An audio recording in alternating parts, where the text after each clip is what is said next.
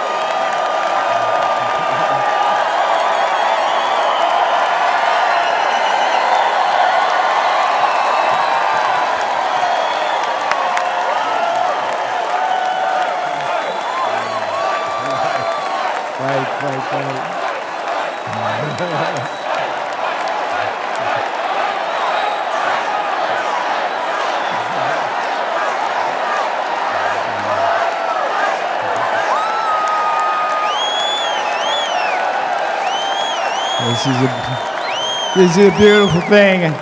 I think you folks just want to know if you can see my MAGA tattoo I got there. Yes, indeed. This morning I did walk out of a federal prison in Miami. Joe Biden and his Department of Injustice put me there. Tonight I'm here with you in this beautiful city of Milwaukee. I've got a very simple message for you. If they can come for me, and if they can come for Donald Trump, be careful, they will come for you. If we don't control our government, their government will control us. If we don't control all three branches of our government, legislative, executive, and judicial, their government will put some of us, like me and Steve Bannon, in prison and control the rest of us. Here's how it went. Here's how I got in prison. The legislative branch came for me first. Your favorite Democrat, Nancy Pelosi, created your favorite committee, the sham January 6th committee, which demanded that I violate executive privilege. What did I do? I refused. The J6 committee demanded that I betray Donald John Trump to save my own skin. I refused.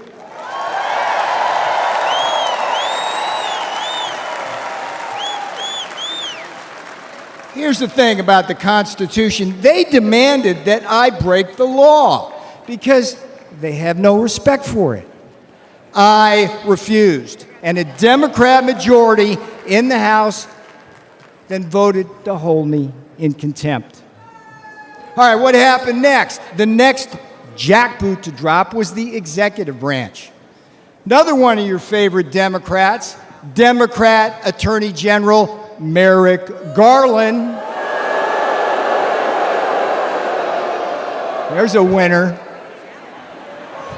Him and Jack Smith indicted and prosecuted me for criminal contempt of Congress. Now, here's what's weird about it. It's something that Democrat prosecutors refused to do against one of their own, including two guys with blood on their hands, Eric Holder and Alejandro Mayorkas, the great border czar, right?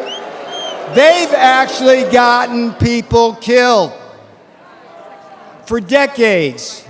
for decades, the Department of Injustice right now, the Department of Justice policy stated, hear me out on this, if Congress slaps a subpoena on a senior White House advisor like me, the advisor's duty is to politely tell them to go pound sand.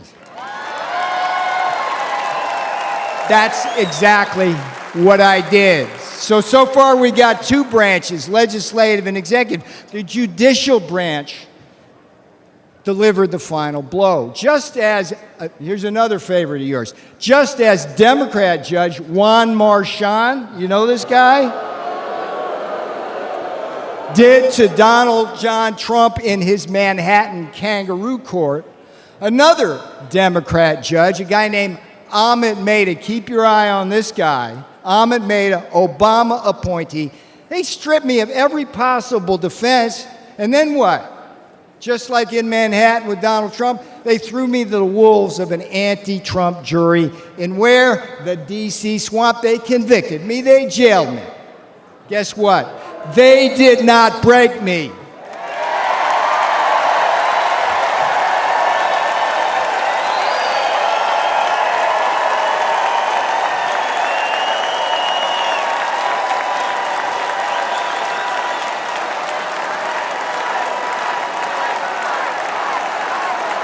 And they will never break Donald Trump. They will never break Donald Trump. All right, now here's the most important thing I'm going to tell you. You may be thinking this couldn't happen to you. Make no mistake, they're already coming for you.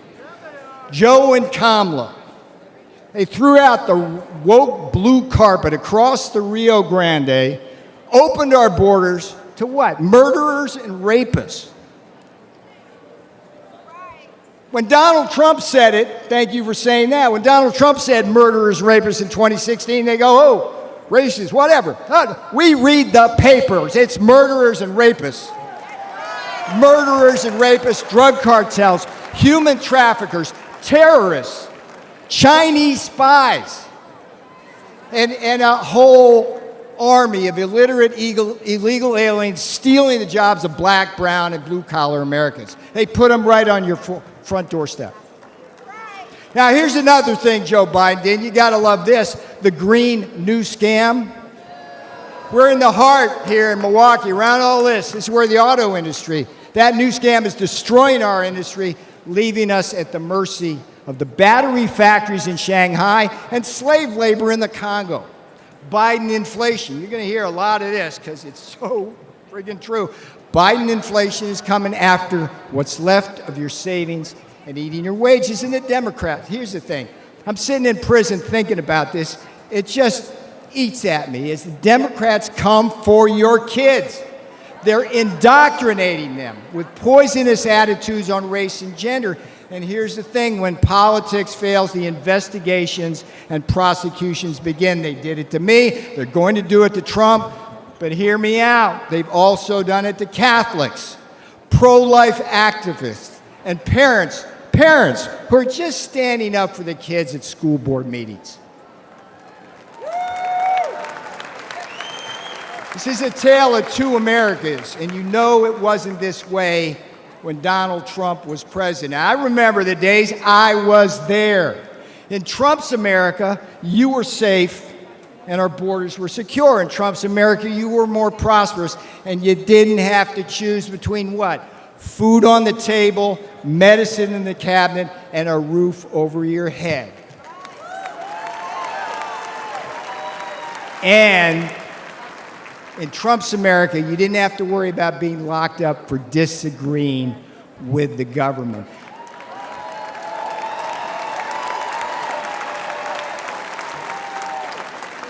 I went to prison so you won't have to.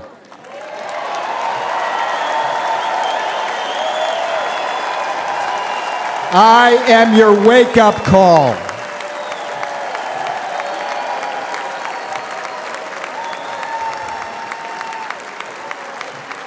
All right, this is where I'm going to have fun now, because I'm going to leave you now with the last three words my beautiful fiance said when I left that morning for prison.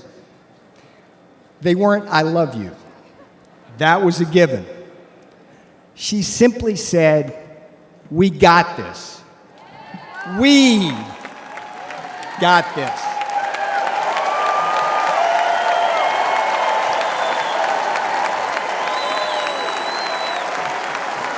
That's what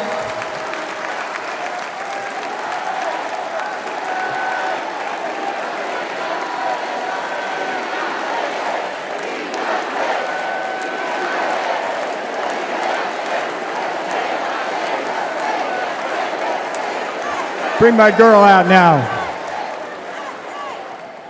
That's what these lawfare jackals don't understand.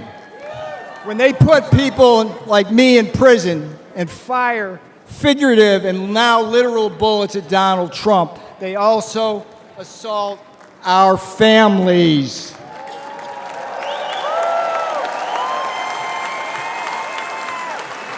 On Election Day, America will hold these lawfare jackals accountable. Now, here's the sweetest thing that's going to come off my lips. Vote Trump Vance. 24 for Trump 47.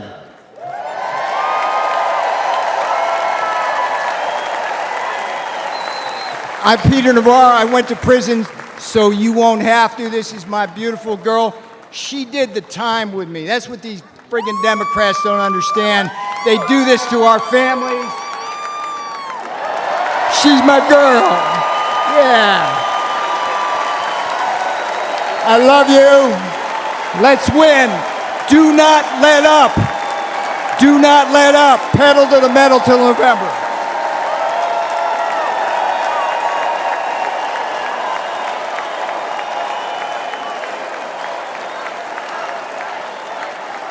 Ladies and gentlemen, please welcome Congresswoman Monica De La Cruz of Texas.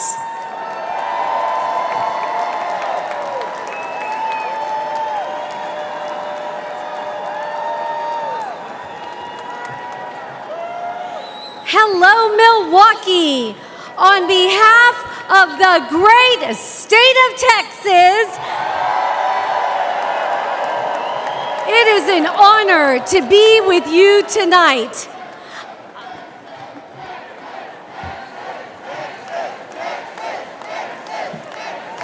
I am the proud granddaughter of Mexican farm workers who came here with little more than faith in God. They never had much money, but they instilled in us strong Texas values. They taught me that through hard work, anything is possible in America. And then I proved it. By getting myself through school and building a successful small business. It wasn't easy, but I'm living proof that the American dream, el sueño americano, can become reality.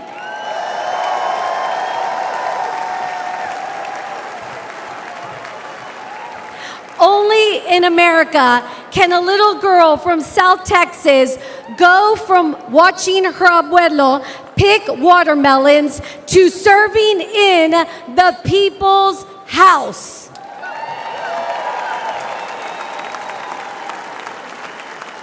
Now, as a mother, I often think about my kids' future, and I'm worried. The American dream is slipping away. Joe Biden and Kamala Harris make it impossible for hardworking Americans like the people in my community to get ahead. Their policies put home ownership out of reach. Wages can't keep up with inflation. They give benefits to illegal immigrants and cut Medicare Advantage for our seniors. They say their immigration policies are compassionate, but there's nothing compassionate about open borders. They threaten our national security, flood our country with deadly drugs, killing our precious children. Biden and Harris don't care about immigrants. They just use them for political gain. We deserve so much better. We must make America strong again by re-electing President Trump.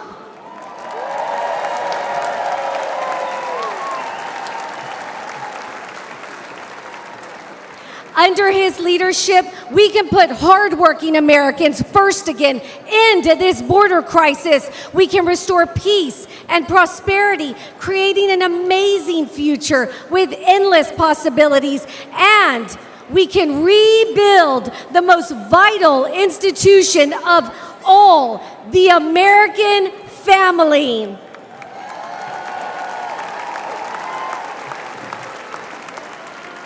Together, we can turn Joe Biden and Kamala Harris's national nightmare into a revival of the American dream. Thank you, Milwaukee. Good night. Ladies and gentlemen, please welcome former Acting Director of Immigration and Customs Enforcement, Tom Homan.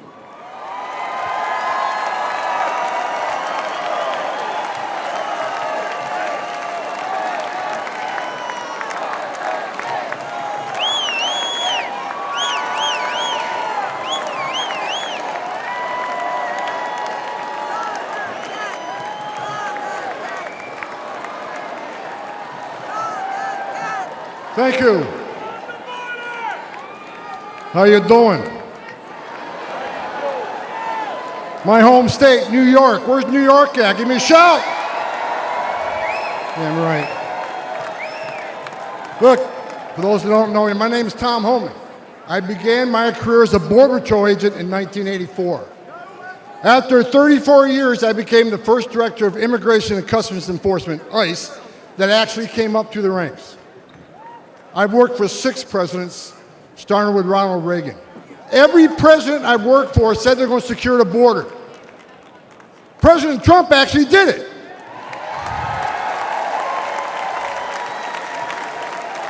He created the most secure border in our history, and that's a stone cold fact. The data proves it, and guess what? He's going to do it again.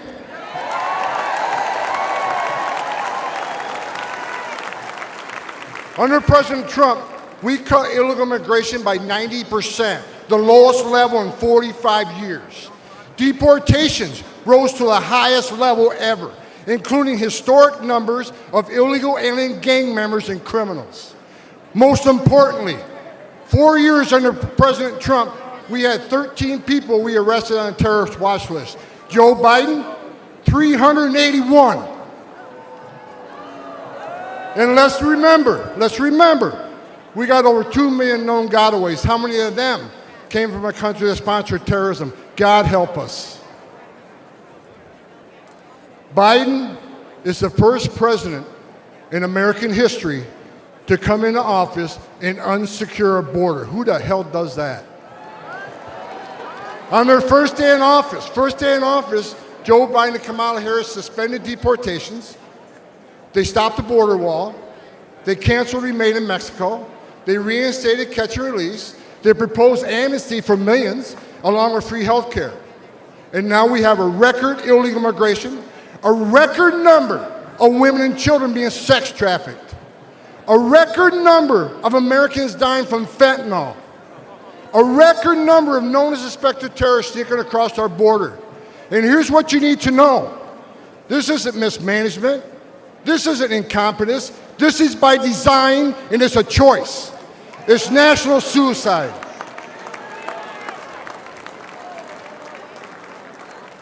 But you know what? On November 5th, the American people do have a choice, and they're going to stop this madness. I got a message. As a guy who spent 34 years deporting illegal aliens, I got a message to the millions of illegal aliens that Joe Biden's releasing our country in violation of federal law. You better start packing now.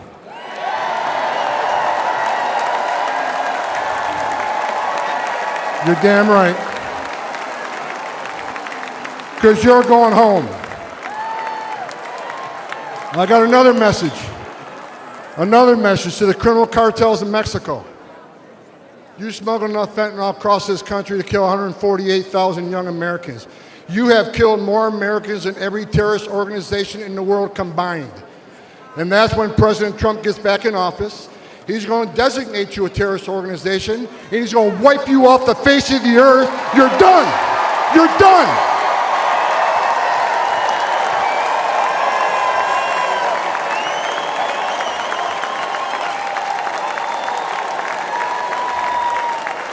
President Trump is going to end the Biden-Harris open border madness. We will stop the drugs and the crime from pouring into your neighborhoods. President Trump has proven to the American people that he's a warrior. And he's going to make America safe again, and you can take that to the bank.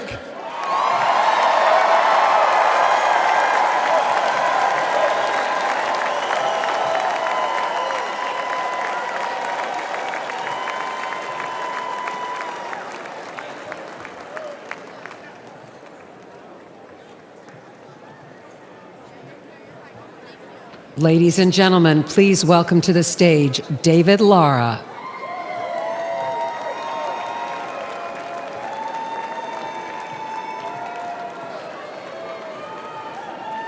Hello, Milwaukee. Quiero dar un saludo a toda la comunidad y audiencia hispana. I am a proud husband and father of a small business in San Luis, Arizona, a town that sits directly on the U.S.-Mexico border. We are the front line of the Biden's border crisis. Small towns like mine bear the brunt of the chaos. Imagine crowds rushing the port, overwhelming Border Patrol when they know they don't have enough agents to detain everyone. Imagine strangers terrorizing your homes, your neighbors, your yards, and local schools going fearful to let children walk home. Imagine the fire department using off-road vehicles to bring your neighbors to the hospital because the ambulances are taken by so-called asylum seekers. Imagine being treated as second-class citizens as chaos and crime overwhelm your streets. I don't have to imagine this. I've watched it with my own eyes. I've seen my town suffer because Biden and Kamala Harris want the illegal immigration crisis to continue. And no amount of suffering has changed their mind or convinced them to finally put Americans first. In San Luis, Mexican drug cartels use school children as mules. Let that sink in. Deadly drugs flow through our town, bringing crime and violence. San Luis wasn't always this way, and Joe Biden and Kamala Harris do not care. In fact, they seem satisfied. They have done nothing to stop it and everything to make it worse. They have never set foot on my border town. 4 years ago, President who believed in borders, and we have a president who traveled all the way to San Luis. We had a president who cared, and we can have that president again. We must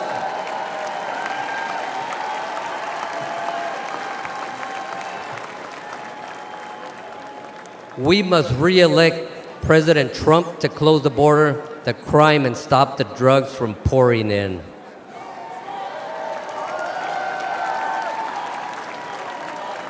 We must re-elect President Trump to imprison and deport violent gang members instead of coddling them, terrorize our nation. We must re-elect President Trump to put our citizens first and make America strong again.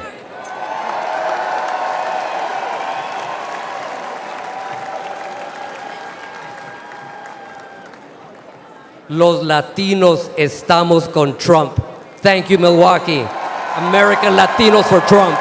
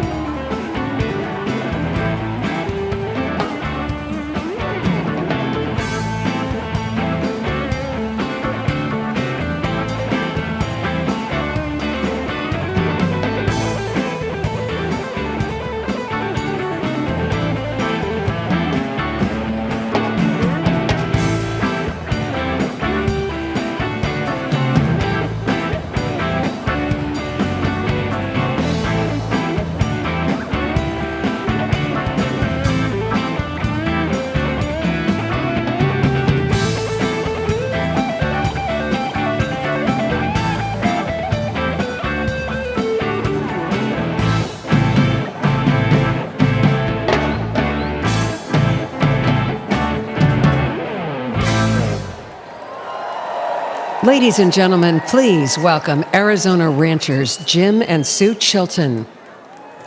My name is Jim Chilton, and this is my beautiful wife, Sue. We've been married for 60 years.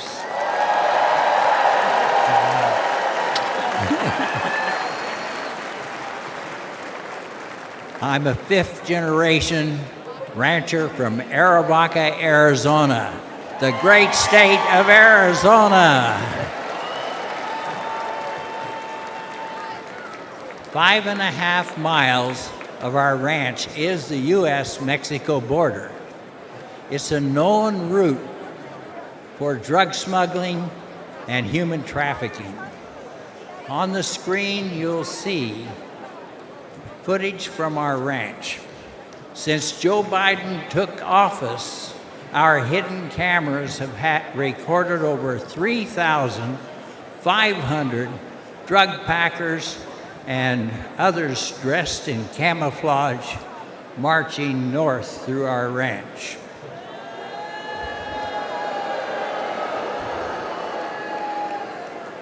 These are not asylum seekers. It looks like and it feels like an invasion because it is.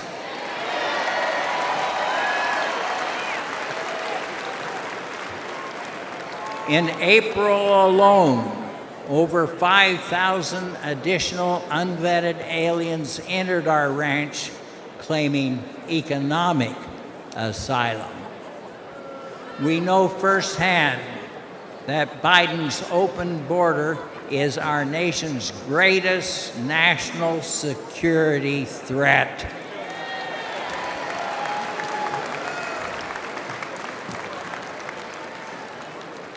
We need to make America safe again.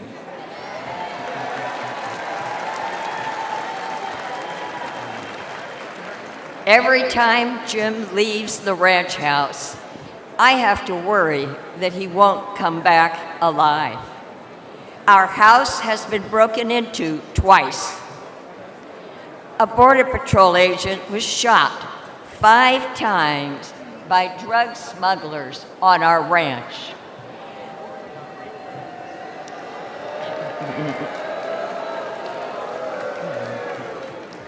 This year alone, 3 crossers died of dehydration on our ranch. The cartel drug smugglers are crossing our nation's border every day. They are bringing lethal drugs into our country. This is chemical warfare.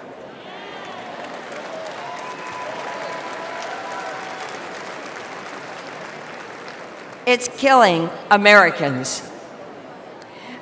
Under President Donald Trump, it wasn't like this.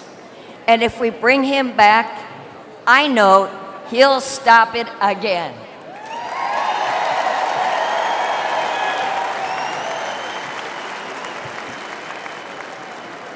Biden, Harris, and the Democrats who support open borders are complicit in this death, in the death of tens of thousands of American citizens. When Joe Biden took office, the Trump wall was nearly complete on our ranch. But Biden halted the construction and stopped the installation of all the planned electronics. Since then, crossing on our ranch has increased 5-fold. 5-fold.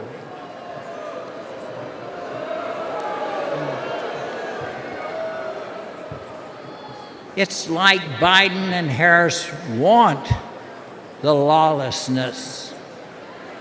The fact is that walls work. We must elect Donald Trump to finish the wall.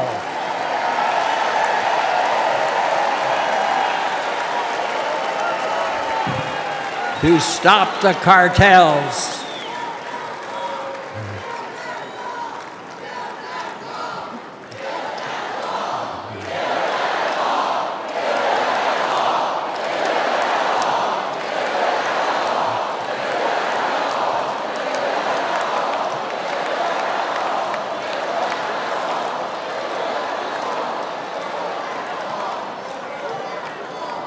and we must keep America safe and strong.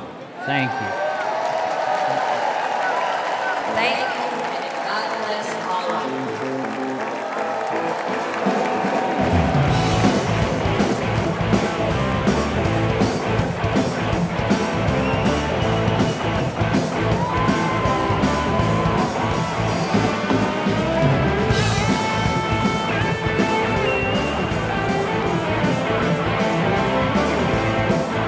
As Commander-in-Chief, he always had his soldiers' backs, was always there to support them and their families. He kept his promise to keep them out of endless wars and to never forget about them after they served. America learned having a weak leader can tragically lead to American deaths, which is why America needs strength now more than ever. I'm Donald J. Trump, and I approve this message. Ladies and gentlemen, please welcome the Governor of Texas, Greg Abbott.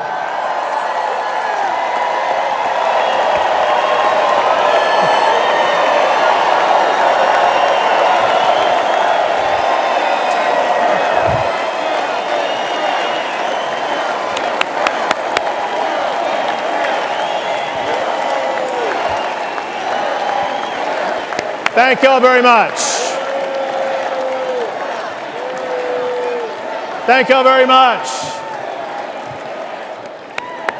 Thank y'all very much.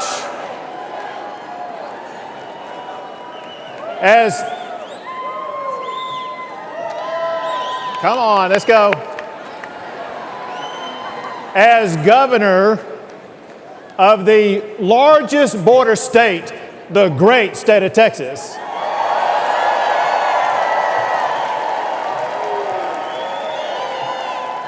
I can tell you, America needs a president who will secure our border. America needs Donald J. Trump.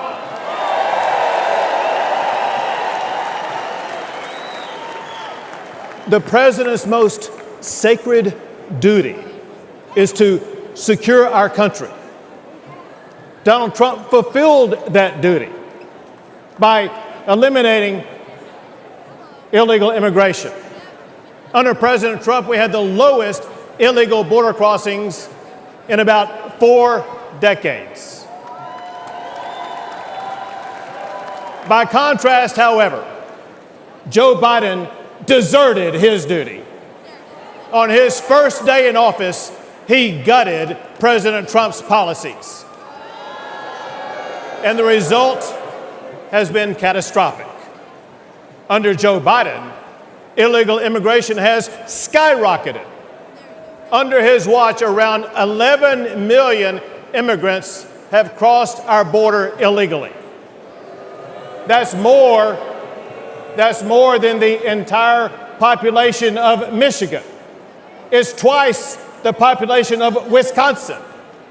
Biden has welcomed into our country rapists, murderers, even terrorists. And the price that we have paid has been deadly. Among the many victims was 12-year-old Jocelyn from Houston, Texas, raped and murdered by 2 illegal immigrants. She's one of thousands whose lives have been destroyed by Joe Biden's open border policies. To make matters even worse, Biden is even fighting tooth and nail to stop Texas and other Republican states from securing our own borders. I deployed thousands of National Guard soldiers to build hundreds of miles of razor wire barriers. Give it up for our National Guard.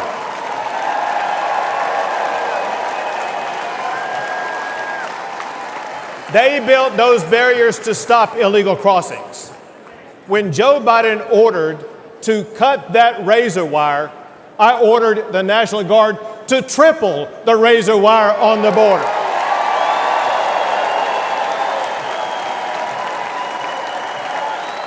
When Biden took 50 acres of Texas border property to illegally process up to 5,000 illegal immigrants a day, I directed the Texas National Guard to take back our land and wire it shut.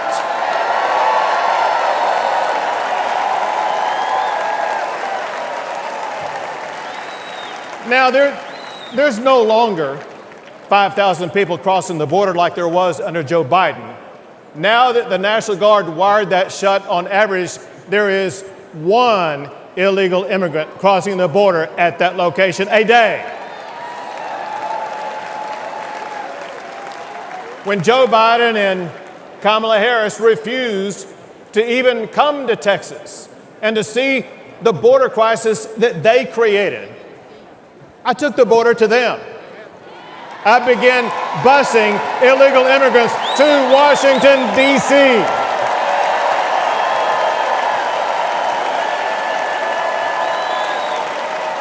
And we have continued busing migrants to sanctuary cities across the entire country.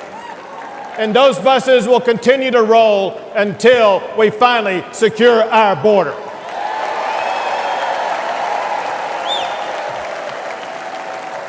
Fortunately, I see hope on the horizon, because on November the 5th, Joe Biden will be fired.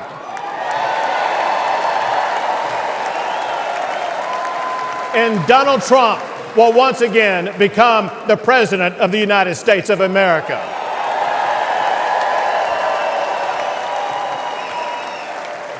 He will enforce the immigration laws. He will fight the Mexican drug cartels. And he will arrest the criminal illegal immigrants and put them behind bars. Or send them back.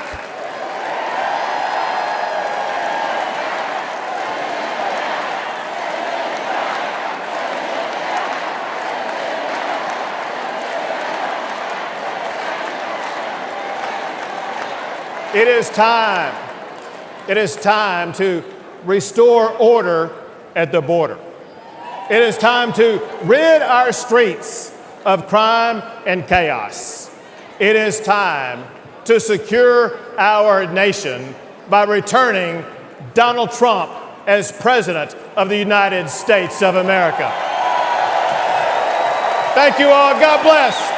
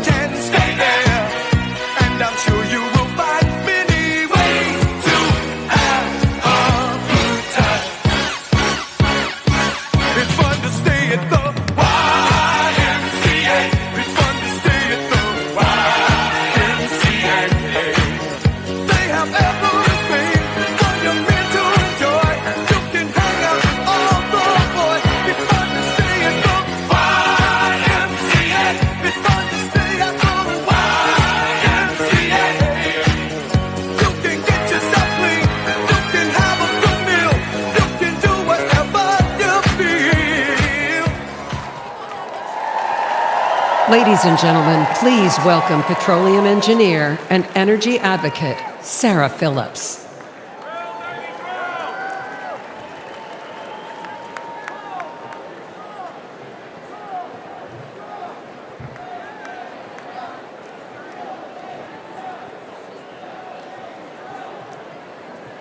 Good evening, Milwaukee. This past Saturday, I was at the Trump rally in Butler. I, in fact, was the first speaker on stage that day.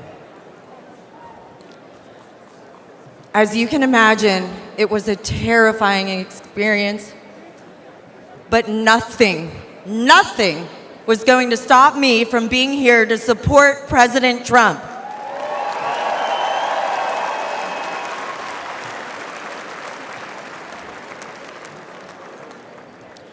Thank God President Trump is alive.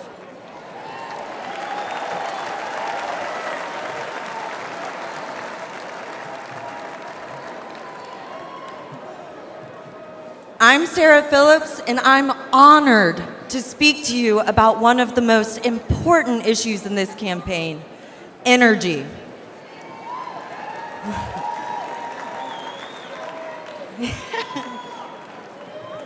President Trump is high energy and supports energy. Biden is low energy and is against energy. The difference is significant for you and significant for our country. President Trump understands that abundant, affordable energy is vital to our economy and to our national security.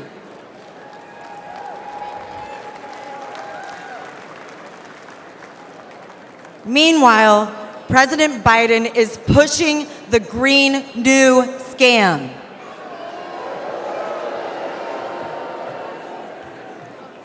President Biden declared war on the oil and gas industry since day one.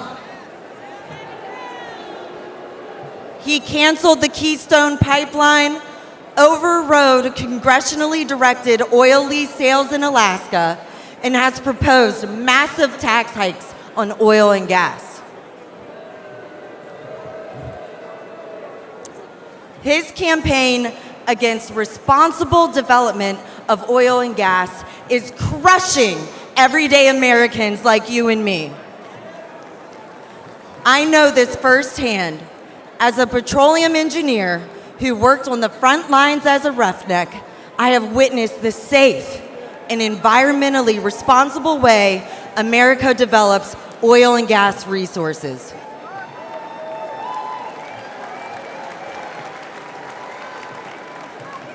And I have worked side by side with those in the field who I consider family and who are dedicated and hardworking. Their critical work is so critical for our country.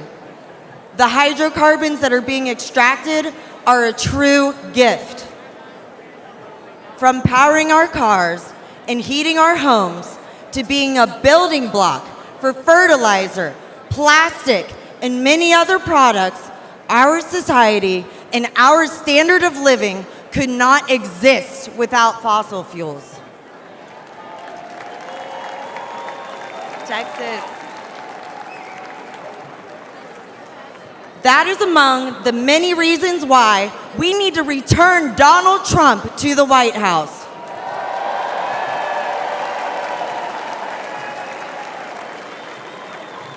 With President Trump back in charge, we'll not only be energy independent, we'll be energy dominant.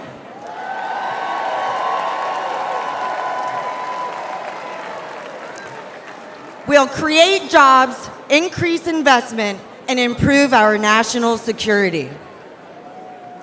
Under President Trump's leadership, America's great economic revival will be powered by American energy.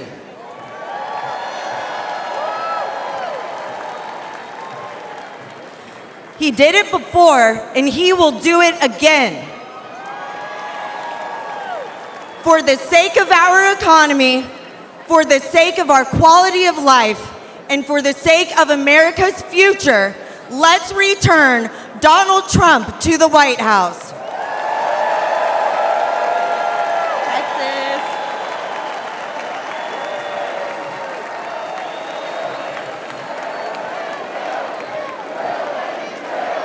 Drill, baby, drill. Drill, baby, drill. Drill, baby, drill. Drill, baby, drill.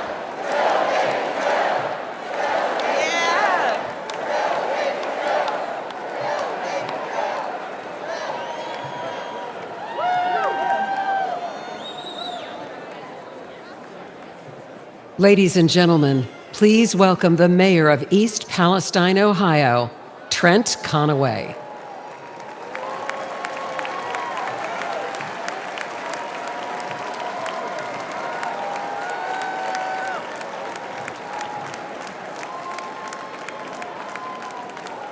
Good evening. February 3rd, 2023 began like any other Midwestern day, but in a heartbeat, everything changed. I'm Trent Conaway, the proud mayor of East Palestine, Ohio.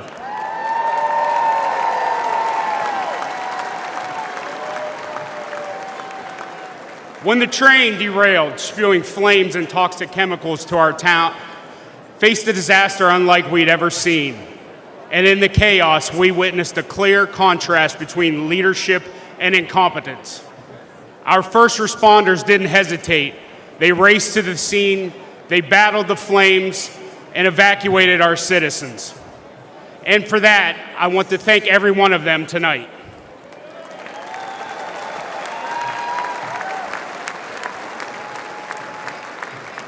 Unfortunately, the Biden administration's federal response was much different.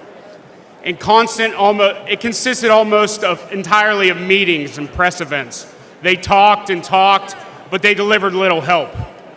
Then there was the clear difference between former President Trump and President Biden. For the longest time, the White House was silent, and we never heard a word from Vice President Harris. I guess we weren't their type of folks. No Hollywood elites or Wall Street billionaires live in East Palestine, just hardworking Americans.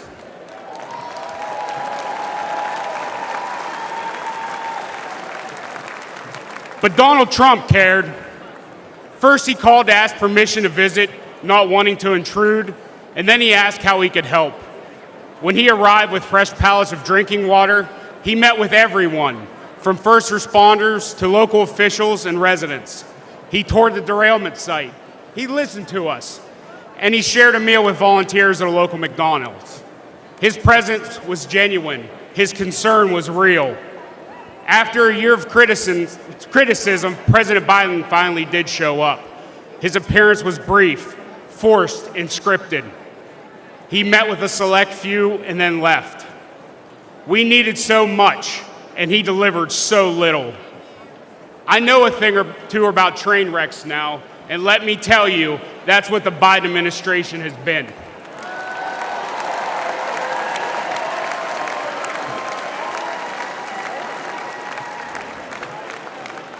Before President Biden derails our entire nation, we need to act.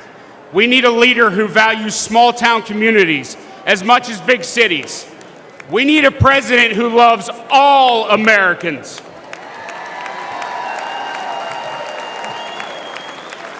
We need Donald J. Trump. Thank you. Ladies and gentlemen, please welcome the governor of North Dakota, Doug Burgum.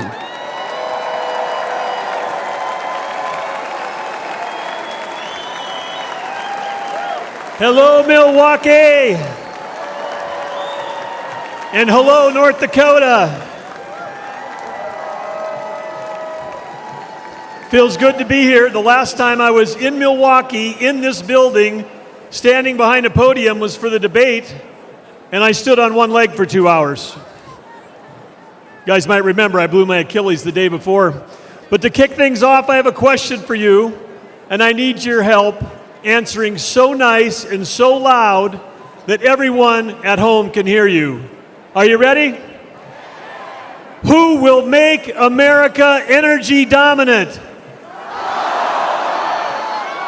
Again, who will make America energy dominant? Well, that's pretty good, but it's after 4 p.m. in D.C., so how about one more time loud enough to wake up Joe Biden? Who will make America energy dominant? That's right, because when President Trump unleashes American energy, we unleash American prosperity, and we ensure our national security. Serving as a governor with President Trump was like having a beautiful breeze at our back. He cut taxes and he cut red tape. Serving as a governor under Joe Biden has been like a gale force wind in our face. Biden's war on energy hurts every American because the cost of energy is in everything we use or touch every day. Biden's red tape has raised the price of the gas in your car, the cost of food on your table, the clothes on your back, and it's even raised your rent. Biden's green agenda feels like it was written by China, Russia, and Iran. Let's look at Biden's EV mandates. Where do nearly all the batteries and rare earth minerals come from? China, you know. And the day that Biden halted permits for clean U.S. natural gas export facilities, just think about the party they must have thrown that night at the Kremlin. Because Biden's policies are making Russia and Iran filthy rich. And they're using that money to fund wars and terrorism against our allies. At home, Biden is acting like a dictator. He's using mandates to shut down reliable baseload electricity. That's why your electric bills have soared upwards as our nation's electric grid reliability spirals downward. 4 more years of Joe will usher an era of Biden brownouts and blackouts. Imagine no electricity for your fridge, your lights, or air conditioning. President Trump will ensure that there is power for you, and importantly, that we have the power as the United States to beat China in the AI arms race.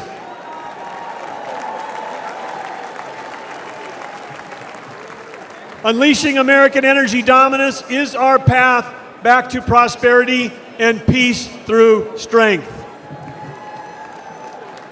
Teddy Roosevelt encouraged America to speak softly and carry a big stick.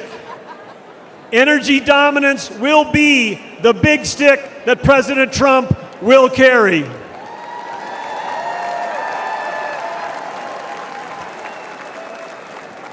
Yes, President Trump will make sure that America is selling energy to our allies versus buying it from our adversaries.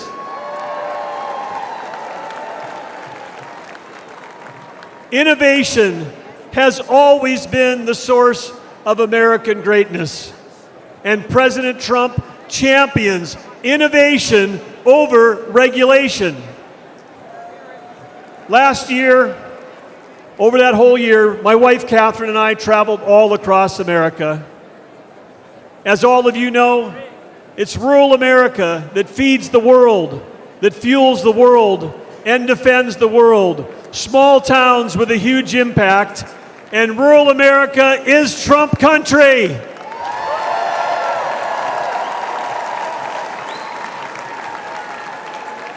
In North Dakota, we know one thing for sure because we've seen him do it, and that's that the hardest working president in American history is Donald J. Trump.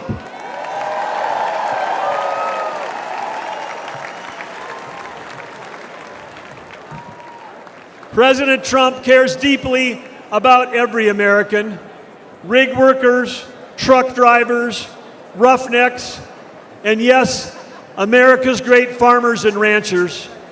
President Trump cares deeply about you. We know that he'll fight for us, he'll fight for our families, and we know one more thing.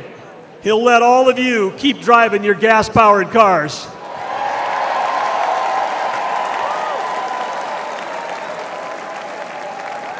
When President Trump unleashes energy dominance, he will make America affordable again. He will make America strong again.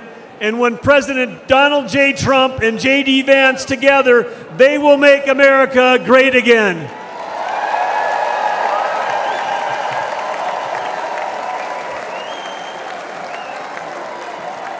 Ladies and gentlemen, please welcome former counselor to President Donald J. Trump, Kellyanne Conway.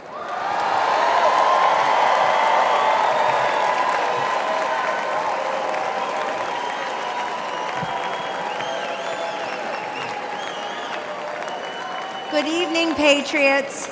8 years ago, Donald Trump shocked the system and defied the doubters to become the 45th president of the United States. He didn't want fortune or fame, power and position. He already had all of that. Donald Trump and his family made enormous sacrifices to run and to serve as president. He didn't need to do it. He wanted to do it. My relationship with Mr. Trump was forged under fire in a foxhole in 2016 after he asked me to be his campaign manager.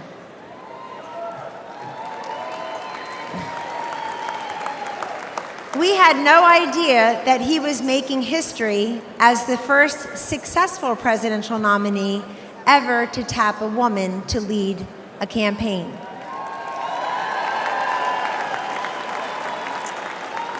But that was a natural for Donald J. Trump. He had elevated women in New York real estate decades before when few people would. One morning, I was in an early senior staff meeting in the White House, and as I glanced around the table, something caught my eye. In that meeting were Sarah Huckabee Sanders, Mercedes Schlapp, Brooke Rollins, Ivanka Trump, and me. I soon realized that among us, we have 19 children. At the time, ages 2 through 16. Show me a C-suite in America where 5 working moms of 19 young children could have the highest rank in the company and work alongside the president.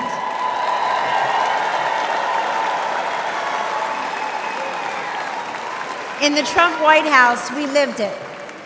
Sure, he saw something in me and the other working moms that perhaps we did not see in ourselves.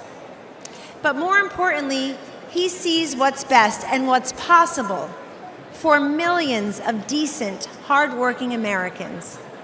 Now, 8 years later, he and his family have made the sacrifice again for him to run and serve as president.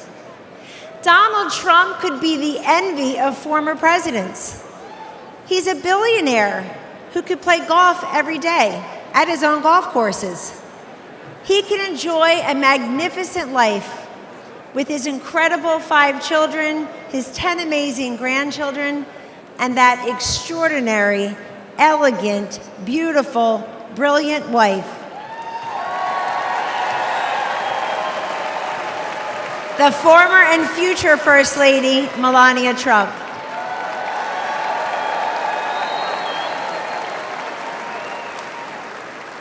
He does not need to do this, but we need him to do this.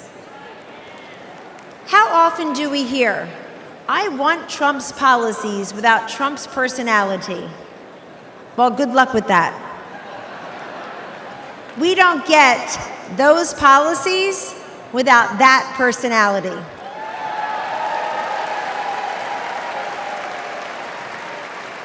Taking out al-Baghdadi and Soleimani, ending the ISIS caliphate, recalibrating trade deals, restoring sanity, growth, and fairness in our economy, making our southern border more secure and sovereign, supporting school choice, protecting life, respecting workers, backing our blue, our military, and our border patrol. You get that through strength and toughness. Weakness emboldens our adversaries, enables failure, and empowers evil. The answer to weakness is strength. The antidote to division is unity. And the alternative to failure and incompetence, to Joe Biden and Kamala Harris, is to send them packing and send Donald Trump and JD Vance to the White House.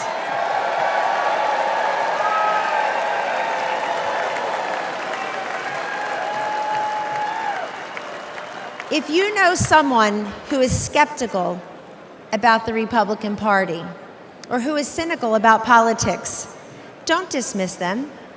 Talk to them. We win through addition, not division.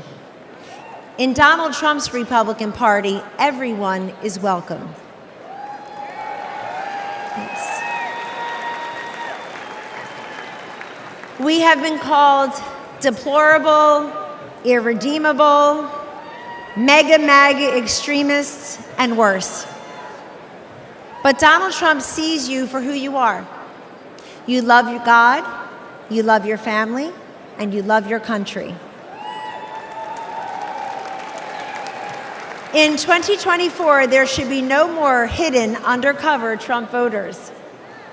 It's time to put that flag on your front porch, that red hat on your head, because we don't cave and we don't cower and we do not capitulate.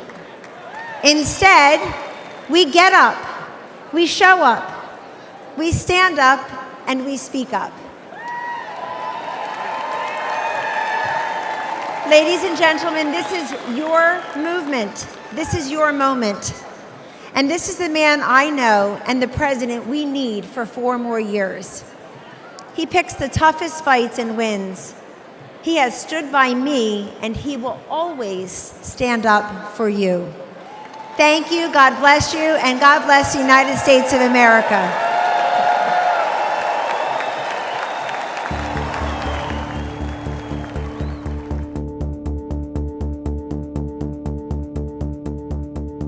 I would describe Joe Biden as an absolutely horrible commander-in-chief and a danger to every single person wearing the uniform.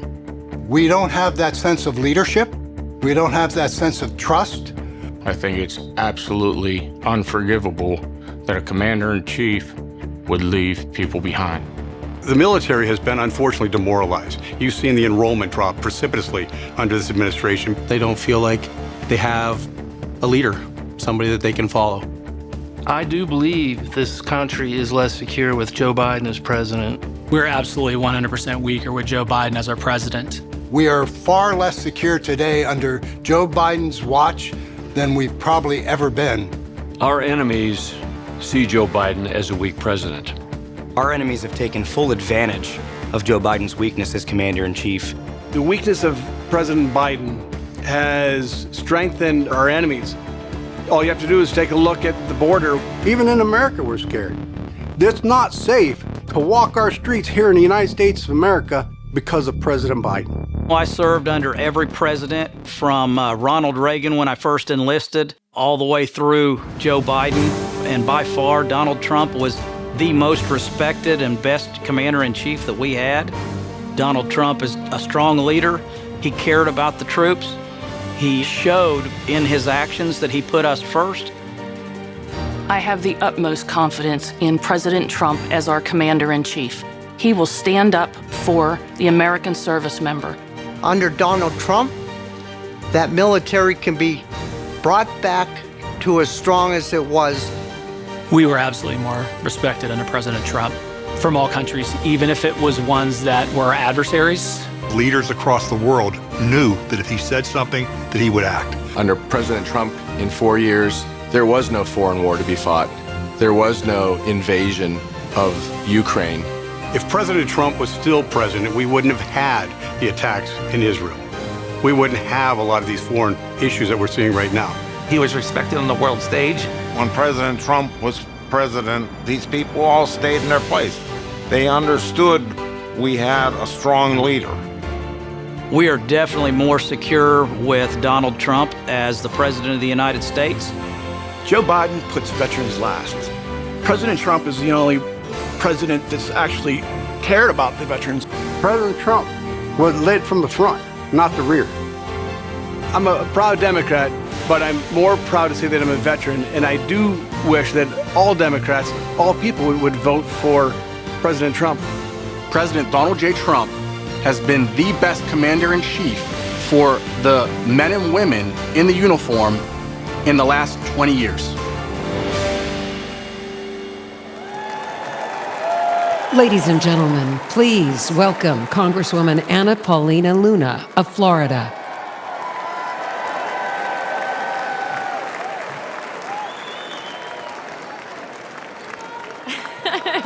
Thank you. Thank you. I'm Congresswoman Luna, and I represent the great people of Florida.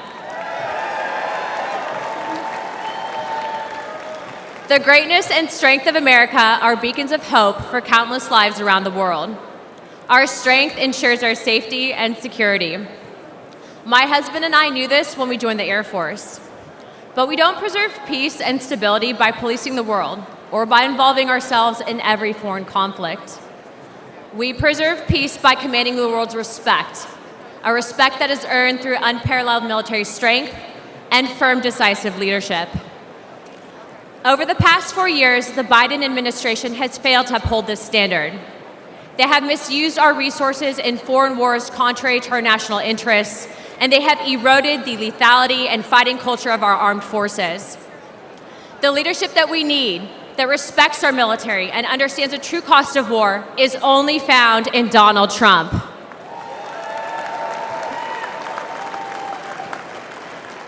He will make America strong again. He will fight for the American warfighter, the American people, and America's interests. Hawks and globalist elites do not sway President Trump. He knows the cost of military action like I do. My husband was shot in combat by terrorists and continued to deploy in the fight against America's enemies. I know the fear and anguish of waiting for news about a loved one in harm's way and the pain of losing friends in combat. President Trump knows what it means to put your life on the line.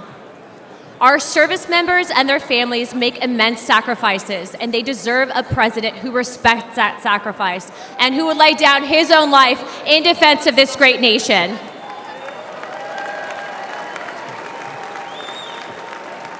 President Trump has demonstrated he's ready to do just that. It is time that we all rise to his stature. The world needs a strong America, and America needs strong leadership. President Trump will provide it.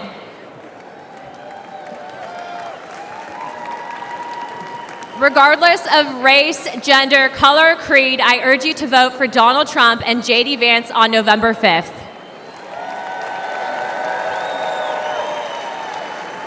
It's time to unite America. Thank you, Milwaukee. God bless the United States. Let's get him in.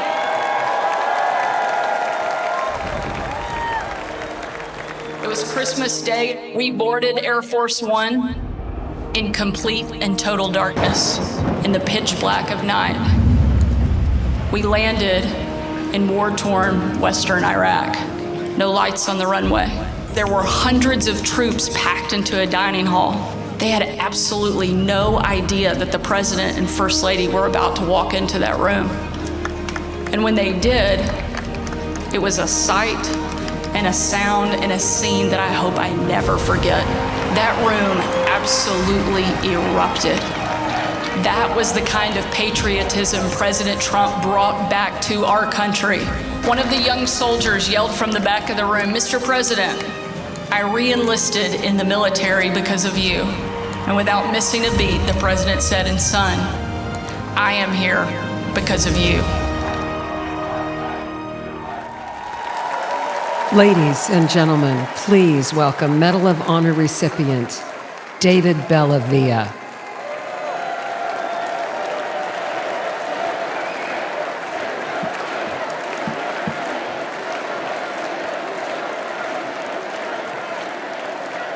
Thank you. In 2019, President Donald Trump awarded me the Medal of Honor for my service in Fallujah during the Iraq War. Thank you.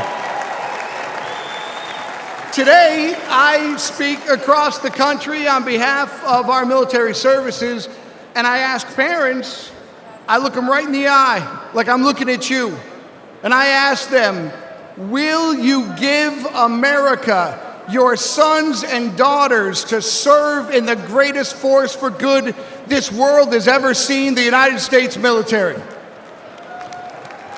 I tell them what I learned when I was in combat. Your sons and daughters will be loved. They'll be our family. And that bond, that commitment is for a lifetime. Their response? Well, it's changed in the last couple of years. Now they say, what about the 13 heroes we lost at Abbey Gate in Afghanistan? Now they say, what about the desperate civilians falling off the transport airplanes? Now they ask, what about the American citizens we left behind for the enemy? They say to me, under Biden-Harris, we don't believe you. They no longer see their sacrifice as worthwhile, that their service makes us all better off. Are you better off than you were 4 years ago? I'll tell you what, we're all going to answer that question in November. Here's something for you. Let's ask it the other way around. Let's ask, are our enemies better off than they were 4 years ago? Iran and its proxies, Hezbollah, Hamas, the Houthis, China, Russia. Well, Iran is richer. Russia is bigger. And China is stronger. And their unchecked aggression proves that the answer is a resounding yes. The Biden-Harris foreign policy undermines American security, and watching their administration lose the gains President Donald Trump made overseas not only destroys our morale, it empowers our enemies abroad. Under their watch, a record number of American embassies have been forced to evacuate, and military recruitment has plunged, and confidence in the armed forces has reached a 20-year low. Under President Donald Trump, our enemies will know that American power is as decisive as it is overwhelming. And if you provoke the United States of America, we will hurt you.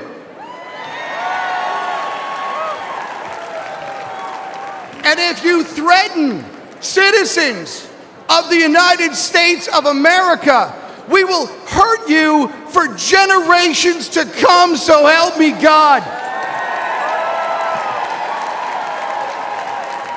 Donald Trump is a commander-in-chief that I am confident to tell parents is at the helm. Donald Trump loves America.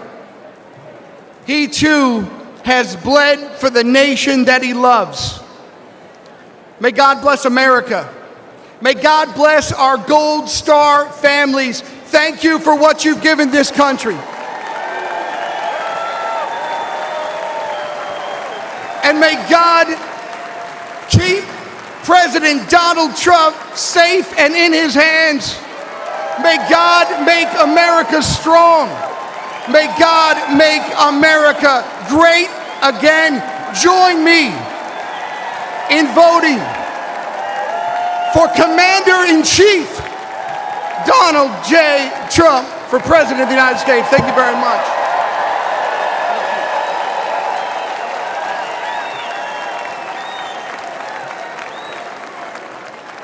Ladies and gentlemen, please welcome Afghanistan war veteran, Scott Neal.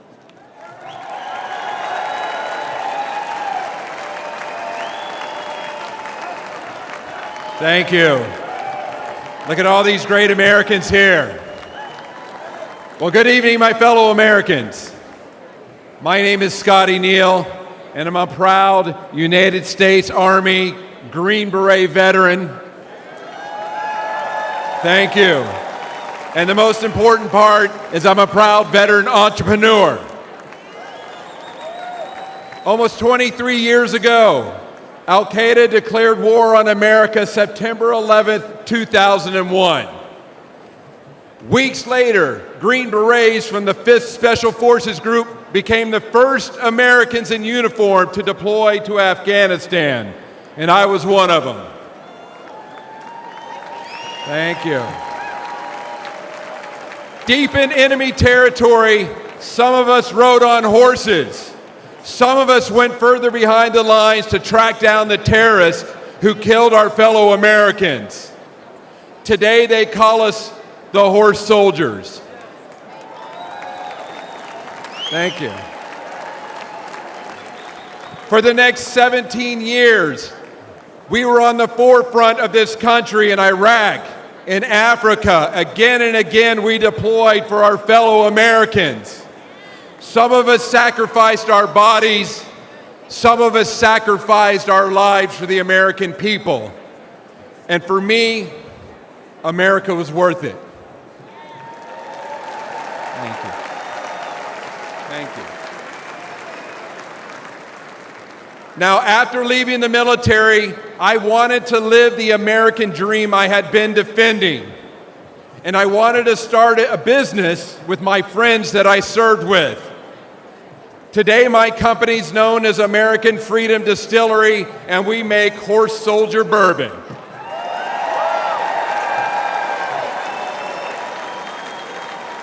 We are building our forever home in the great Commonwealth of Kentucky.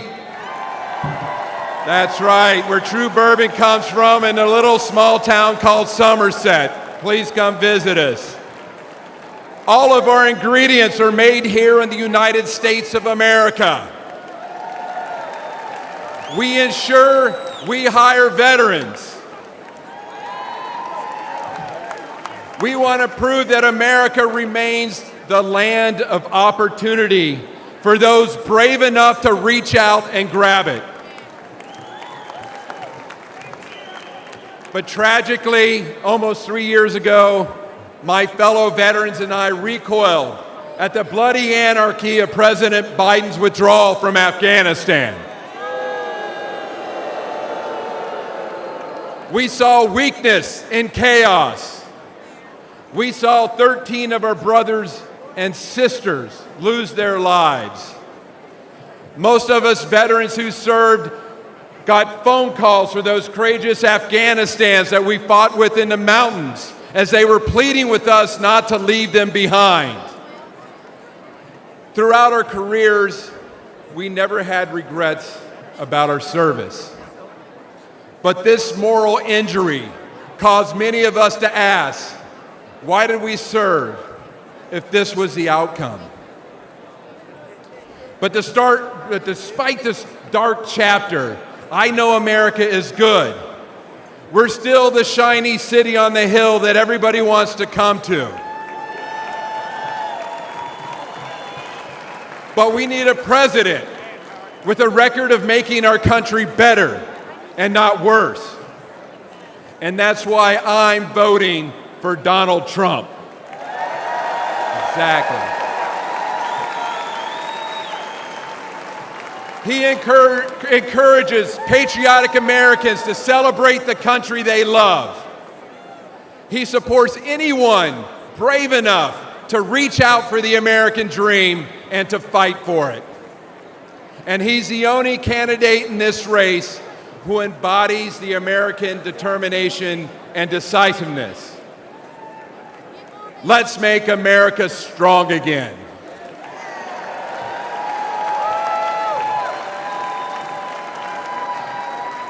Let's vote for Donald Trump. Thank you. Dio presso liber. God bless America.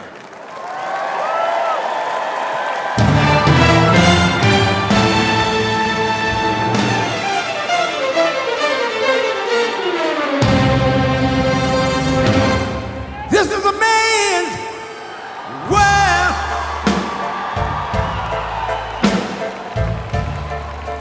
This is a man's world.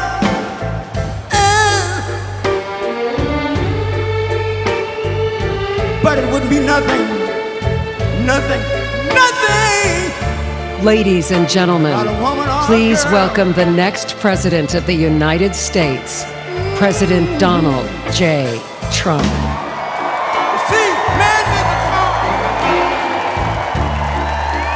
Take us over the road.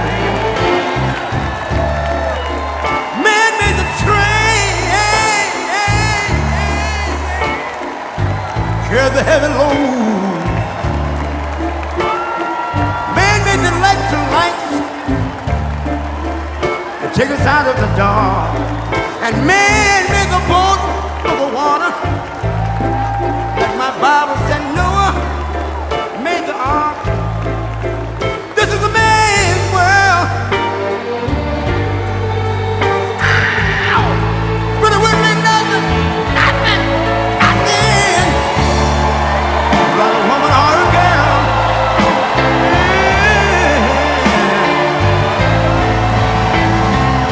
L'uomo rincorre il potere, ma lui non sa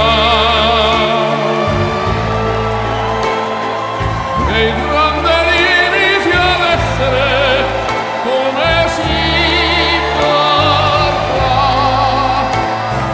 nel palmo stringe un'idea che non vive che nella sua fantasia corre se non si accorge che poi non ha più senso se si vive solo per sé.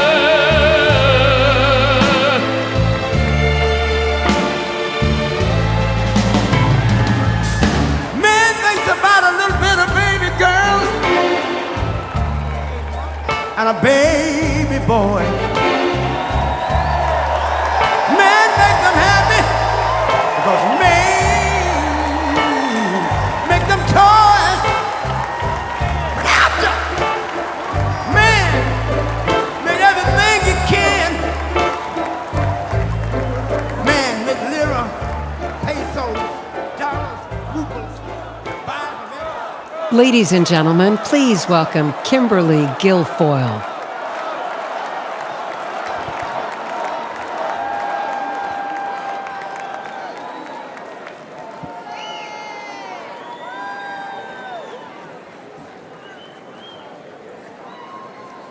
Good evening, ladies and gentlemen.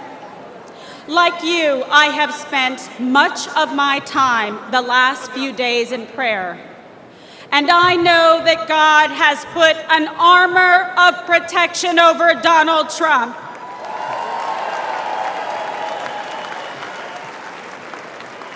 We are all reminded that love for our nation and the beauty of life itself transcends all hatred and political divisions.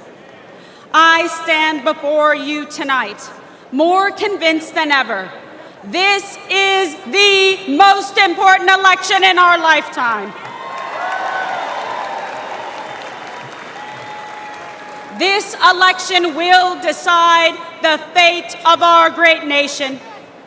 And that is why we must elect President Donald John Trump.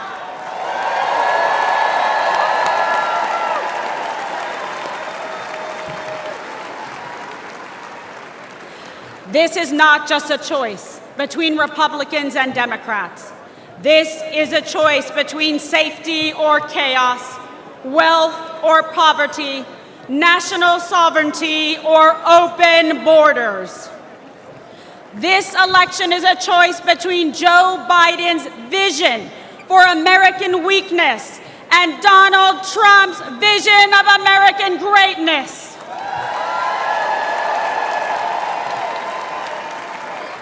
Donald Trump will once again make our country strong, safe, and prosperous. He will make America feared by our adversaries and respected by our friends. And most importantly, he will always put America first.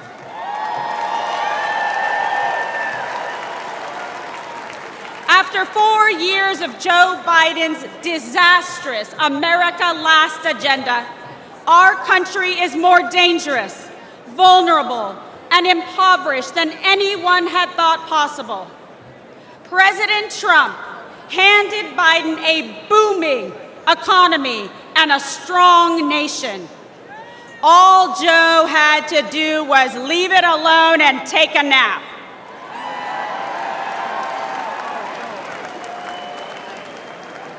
But Joe just couldn't help himself.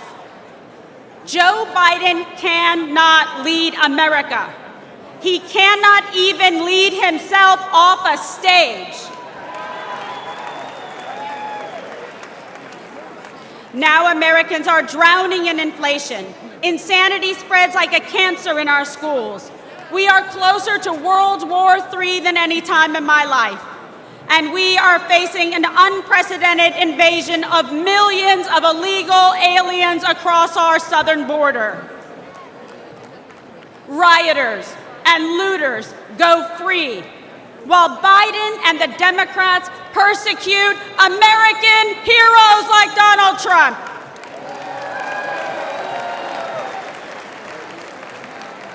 Tens of millions of Americans are made to feel like enemies in our own country. An enemy for wanting to defend our border, for not wanting our children indoctrinated in school, for not wanting to erase our history, for praying to our God, saying what we think, and fighting for what we believe. It is no wonder that the heroes who stormed the beaches of Normandy and faced down communism sadly say they don't recognize our country anymore. This is not an accident. The powerful elites in the swamp will say anything to crush and destroy the America First movement. But we will never give up, and neither will Donald J. Trump.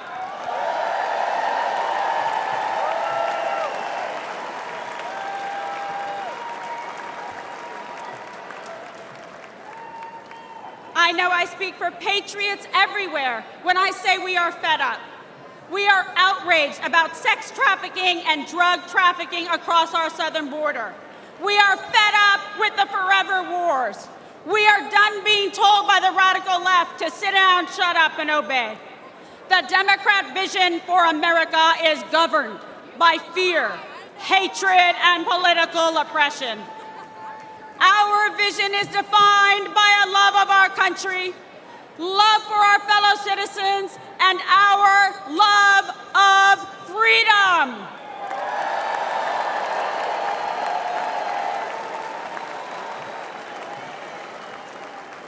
In our vision, we will secure the southern border and deport the violent criminal aliens once and for all.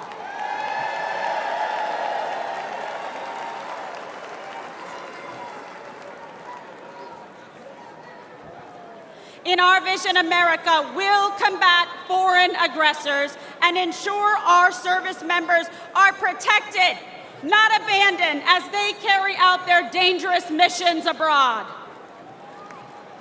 Because we know we can only have peace through strength.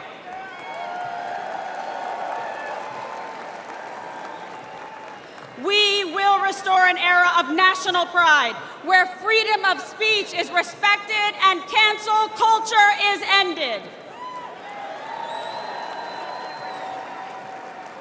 Where high school girls only compete with other girls, not biological men.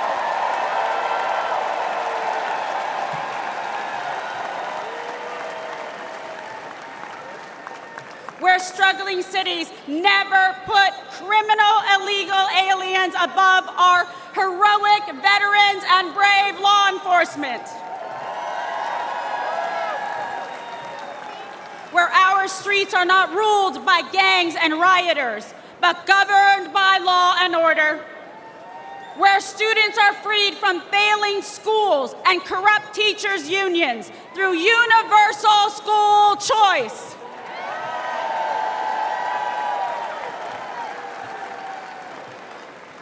Where our most sacred institutions are not weaponized against political opponents, but are fair, equal, and just. And where we teach our children to love our country, learn our history, and respect our American flag.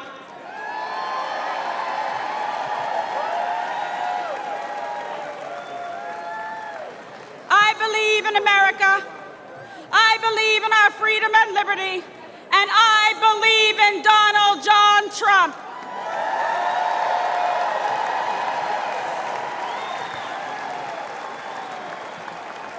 And I want Joe Biden, Kamala Harris, and all of the radical Democrats to know this.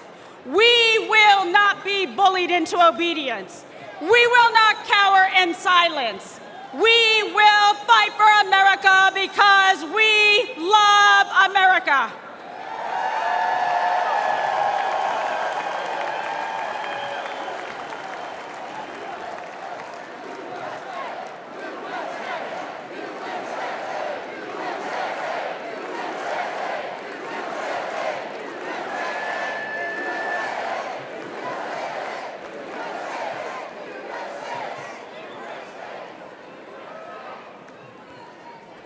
I stand before you as a working mother, a former prosecutor, a Catholic, and a proud Latina.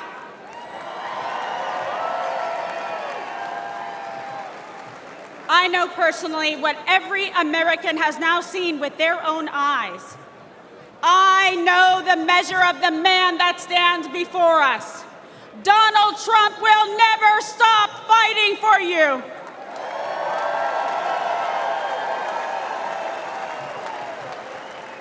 So join me in voting for Donald J. Trump for president again.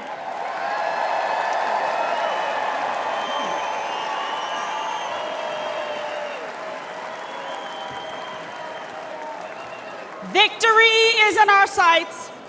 America's future is in our hands. America's destiny is in our control. And America's prosperity is in our hearts and souls. America, this is your moment. Will you stand for President Trump? Rise up! Rise up! Ladies and gentlemen, lovers of liberty and freedom and the American dream, this is our last chance to make America great again. God bless you.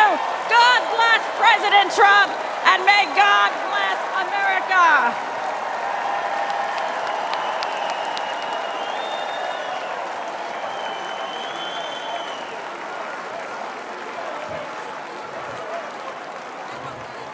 Ladies and gentlemen, please welcome Congressman Michael Waltz of Florida.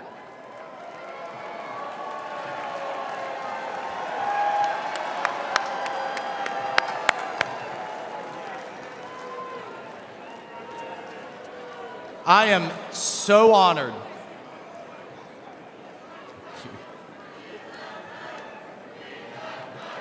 Thank you. Thank you. Thank you.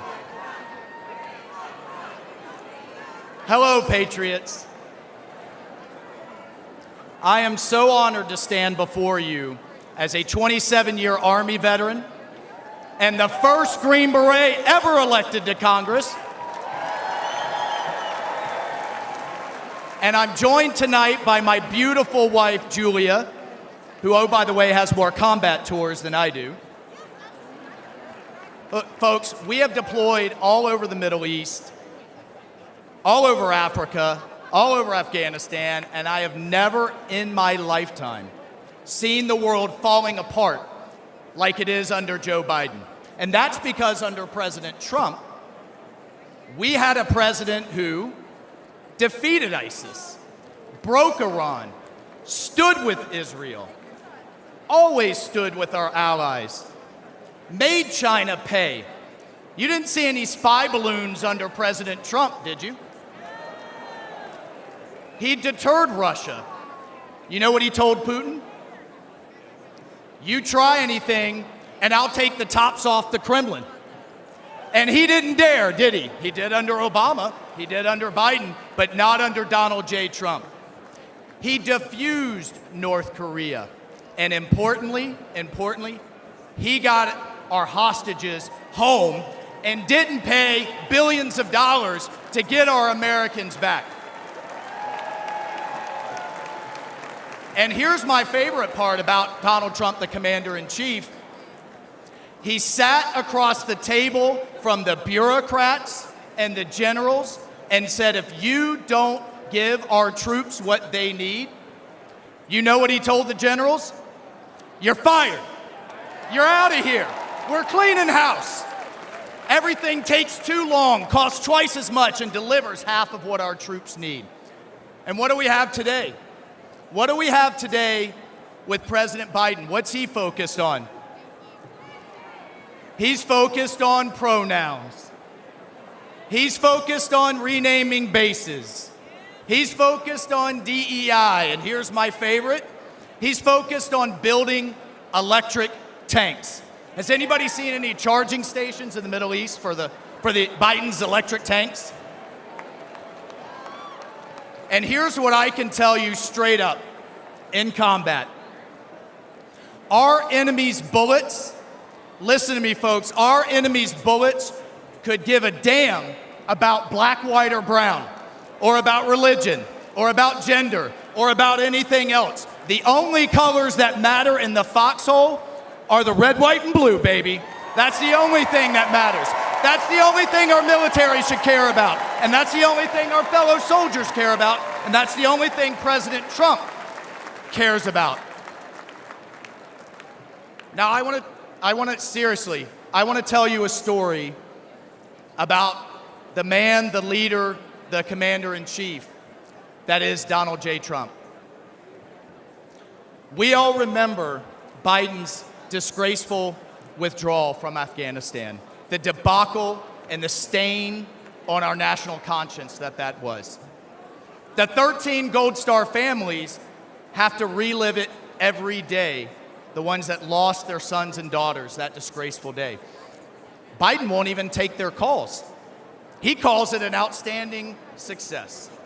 He won't even take a meeting with him. Well, I called President Trump. We talked about it, and he said, Michael, I would love to meet them. Get them up here. Get them up here to Bedminster.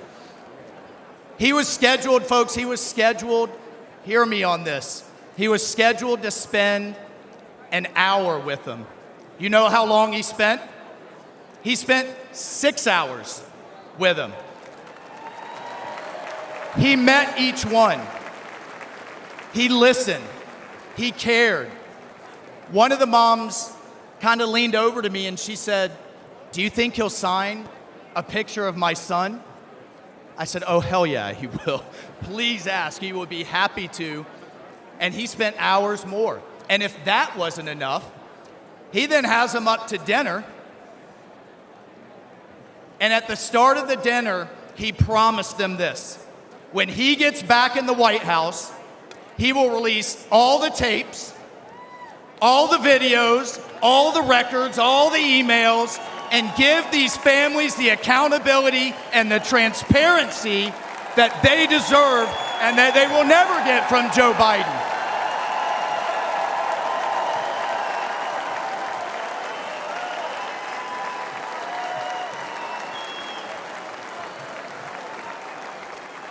And then God bless this man. This is why I love this man so much. He had them laughing. He had these moms that have been through so much crying. He had them, I love this, we saw DJ Trump in action playing Sinatra, playing Phantom of the Opera. He had these moms dancing with their husbands. 2 of them came up to me afterwards and said, this was the best thing that had happened to them since they had lost their sons. That night with President Trump. Mr. President,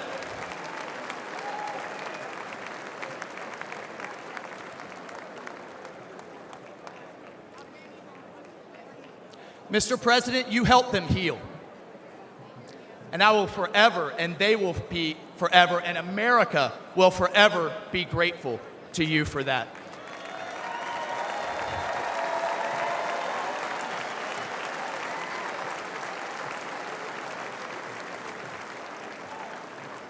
Patriots, that's the Donald Trump that I've come to know.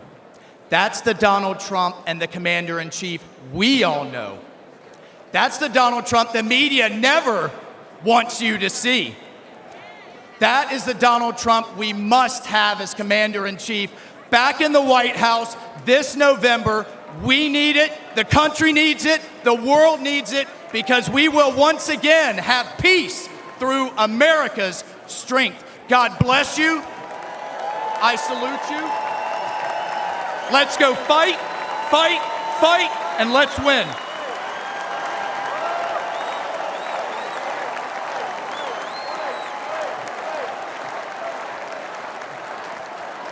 Ladies and gentlemen, please give your solemn attention to the following video presentation honoring our nation's Gold Star families.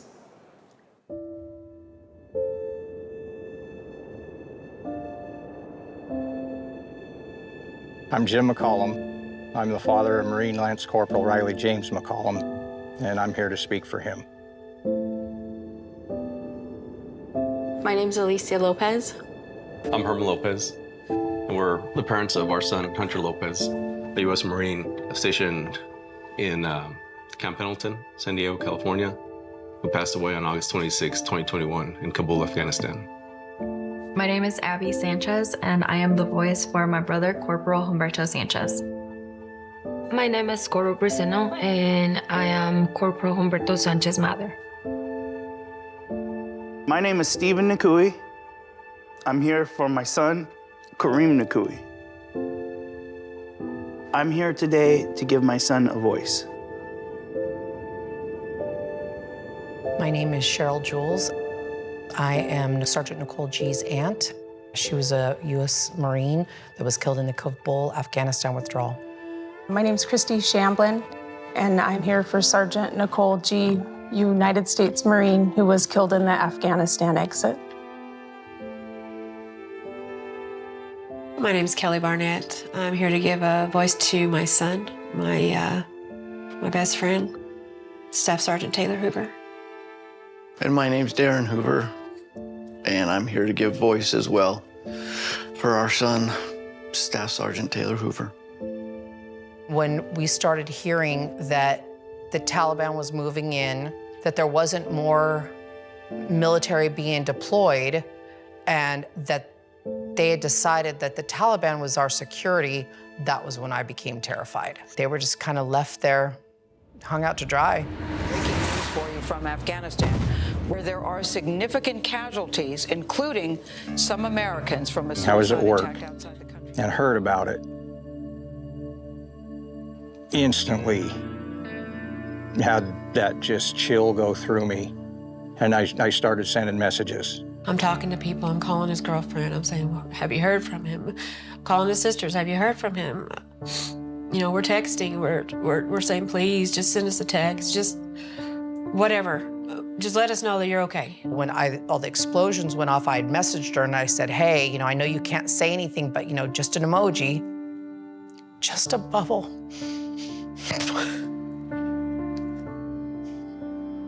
And then 3:30 in the morning that night, I got the knock on the door. You know, there's no other reason 2 Marines are standing on your door. Right away, they told you, we have news about your son, and he just passed away. I just start screaming. I throw myself on the floor. I pull up the street and I see a white van. And once I saw them, I knew.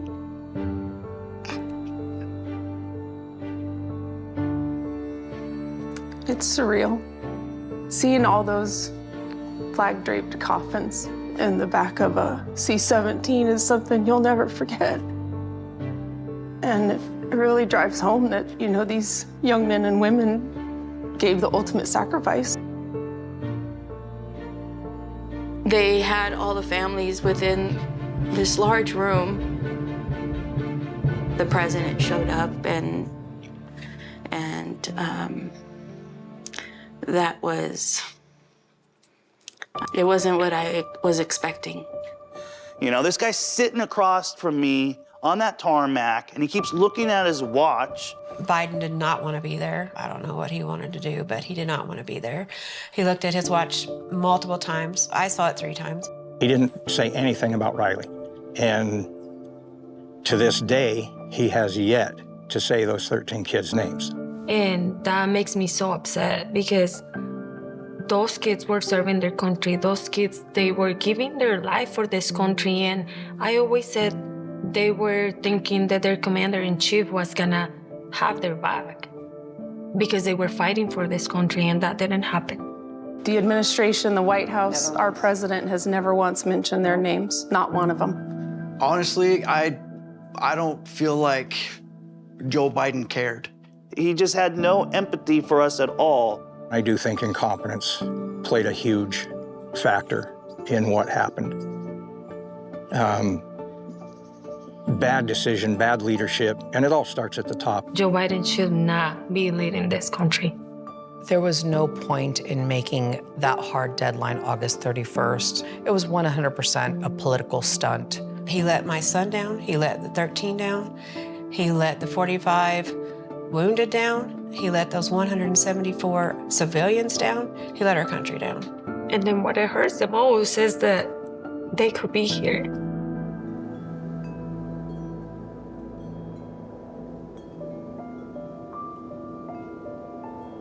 We fully understand we can't bring back our kids, but there are thousands and thousands more out there that are going to come home the same way if something doesn't change. We're the United States of America. We can do better by our men and women that are risking their lives for this country. We can do better for them than that.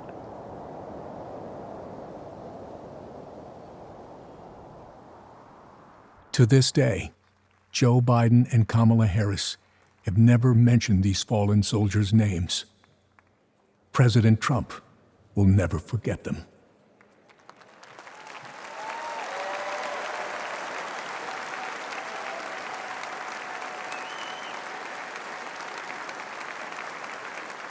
Ladies and gentlemen, please welcome to the stage the Gold Star families of our fallen heroes.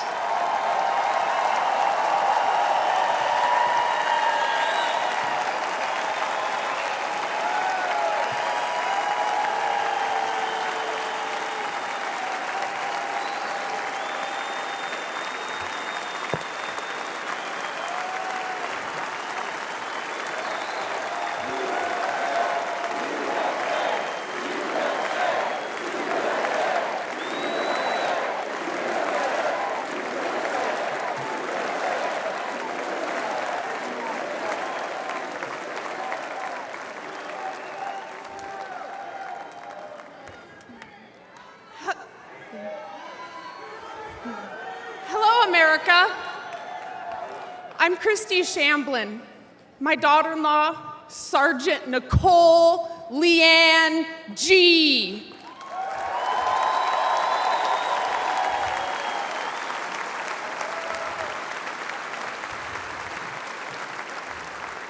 Was a United States Marine, and she was killed at Abbey Gate in Afghanistan, alongside 12 of her brothers and sister-in-arms. While Joe Biden has refused to recognize their sacrifice, Donald Trump spent 6 hours in Bedminster with us.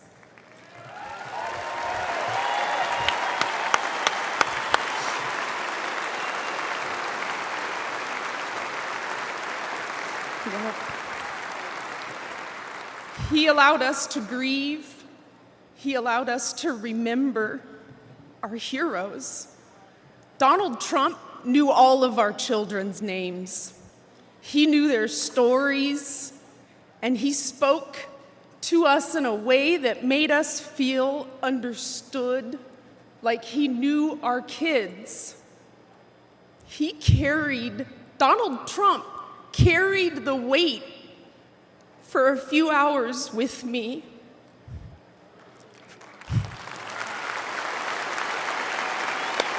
Yeah.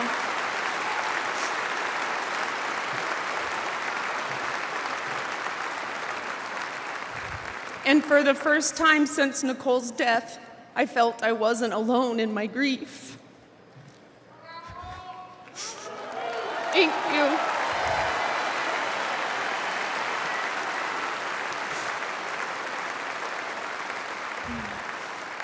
I had expected to meet an arrogant politician. Instead, I met a man who had empathy for us. He was compassionate, and he spent time with us because he knew it would make us feel better. Thank you, President Trump.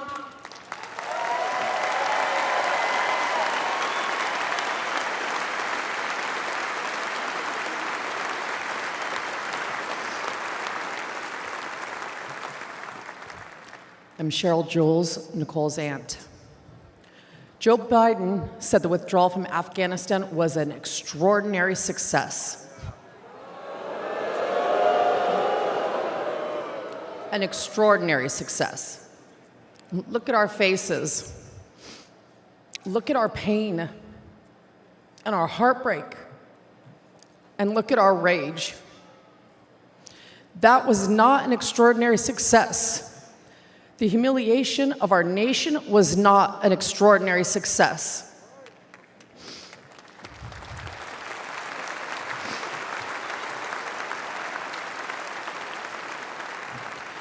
Joe Biden may have forgotten that our children died, but we have not forgotten.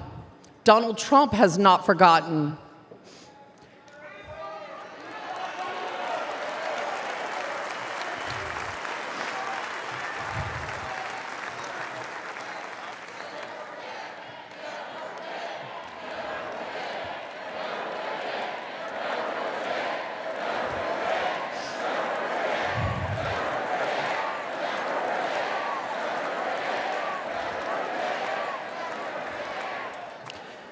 Joe Biden owes the men and women that served in Afghanistan a debt of gratitude and an apology.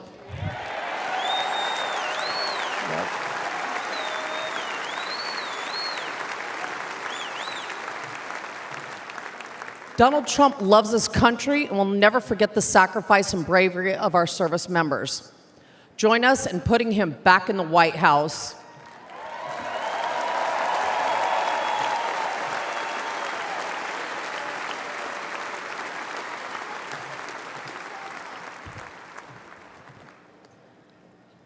I'm Alicia Lopez, and this is my husband, Herman. Our son, Corporal Hunter Lopez, whose name Joe Biden has refused to say out loud, was killed on August 26, 2021. He died during Joe Biden's disastrous withdrawal from Afghanistan. Hunter was 22 years old and planned to come home to California after his tour to follow in our footsteps. Herman and I work for the Riverside County Sheriff's Office.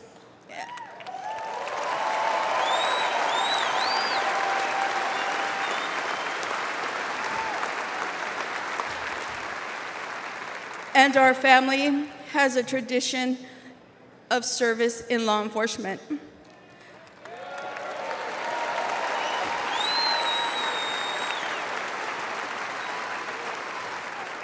Hunter was excited to carry it on. Instead, in the nearly 3 years since Hunter's been gone, there has been silence. Silence from that empty space at the dinner table, where Hunter would have joined his brothers and sister and us for family gatherings. And there has been a deafening silence from the Biden and Harris administration.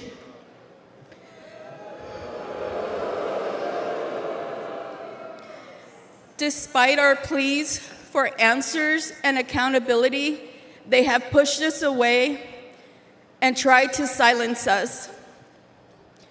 The Biden administration has not owned up to the bad decisions. They have not been transparent about their failures. And their so-called leaders work to protect themselves rather than our sons and daughters who took the oath to defend our country.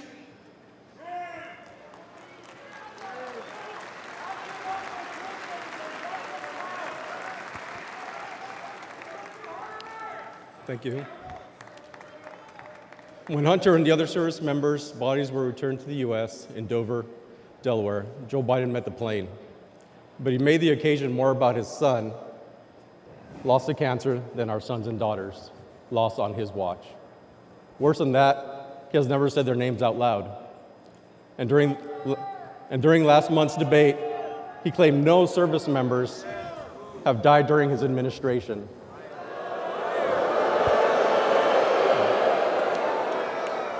None. That hurt us all deeply. So Alicia and I are here to say the names of all 13 service members who lost their lives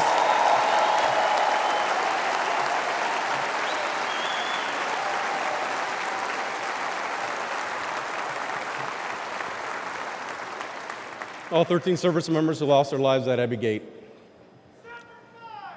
David Espinoza.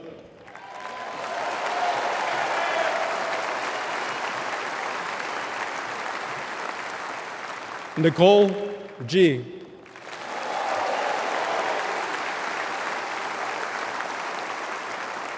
Taylor Hoover.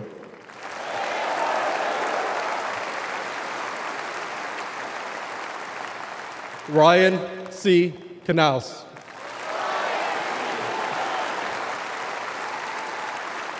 Riley McCollum.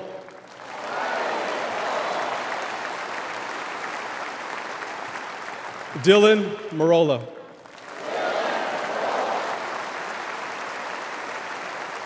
Kareem Nakui. Dagan Page.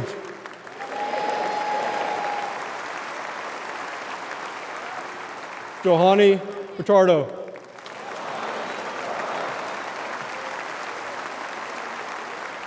Humberto Sanchez.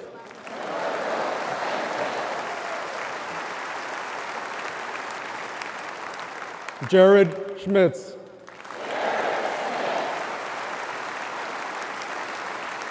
Maxton Sobiak.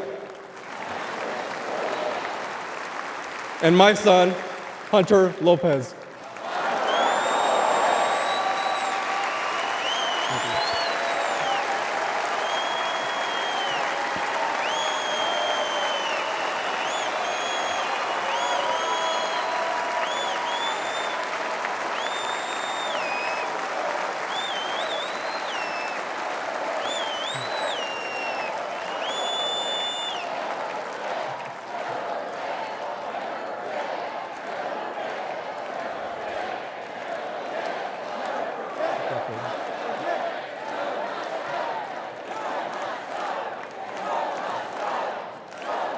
Joe Biden has to go. He failed the American people. He failed the Afghan people and our military service members. He failed our family, and he failed Hunter. Donald Trump has a proven record of keeping the peace and honoring those in uniform.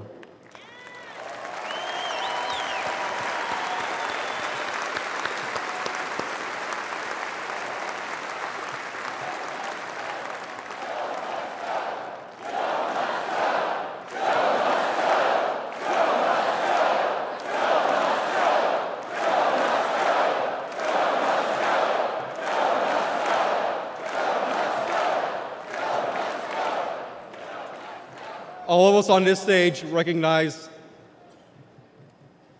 the efforts of Mr. Trump. We know this firsthand. We've experienced it.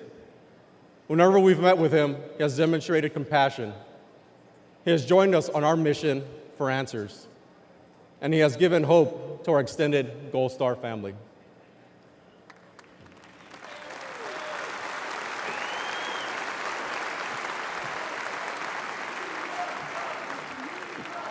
Now, we have another son serving in the Army.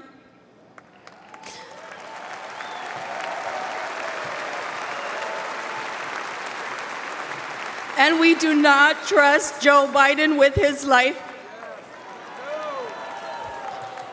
We have faith that Donald Trump to lead our military. Please join us in supporting Donald Trump for President and Commander-in-Chief.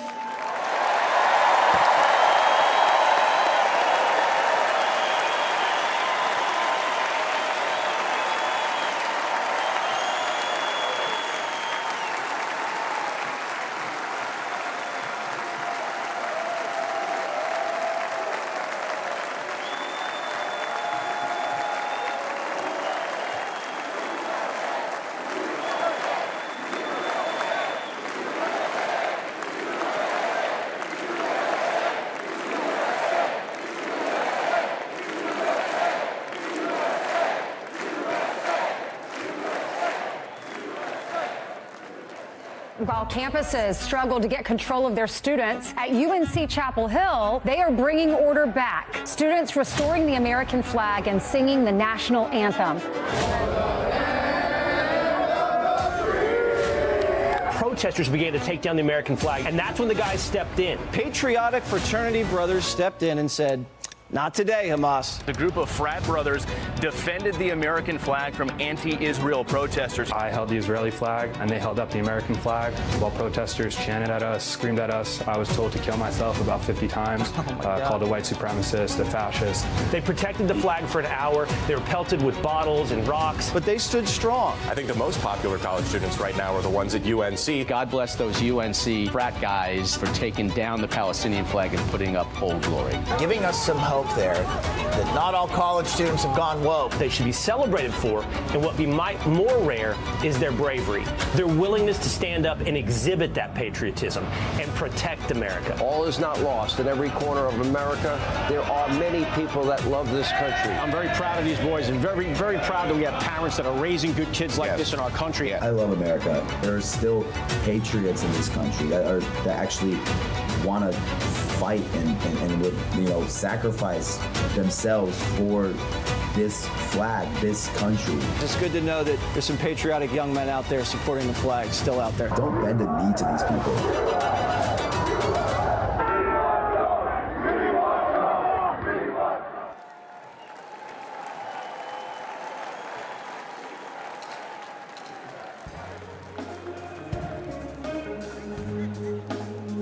Ladies and gentlemen, please welcome country music star Brian Kelly and Anthony McGahee and praise-motivated choir. Granddaddy came back from war with a purple heart and a couple scars. A lot more like him out there never made it home, but they ain't gone.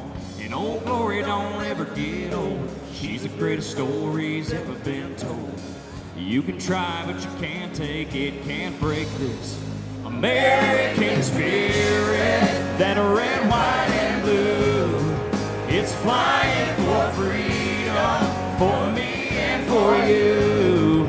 It's what I believe in, this country I love. That American spirit runs in our blood. That American spirit. Ladies and gentlemen, please welcome the fraternity brothers from the University of North Carolina, Chapel Hill, who protected our American flag. Service members and the brave defenders, the up-and-downers and the first responders, the earner stripers and the give-your-lifers, all running on American spirit, that red, white, and blue. It's flying for freedom, for me and for you. It's what I believe in, this country I love. That American spirit runs in our blood. That American spirit.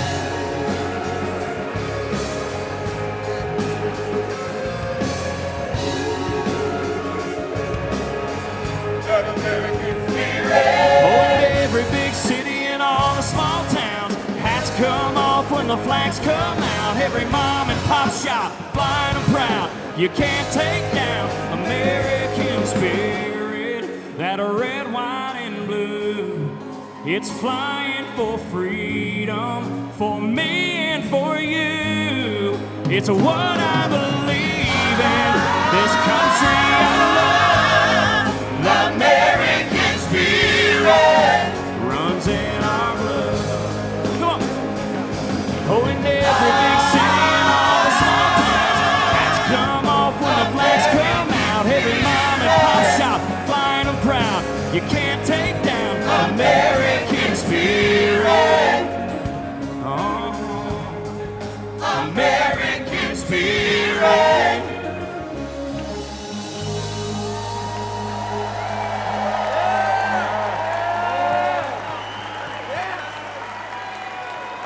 When a mob tried to take down the American flag on our campus, we knew we couldn't let that happen.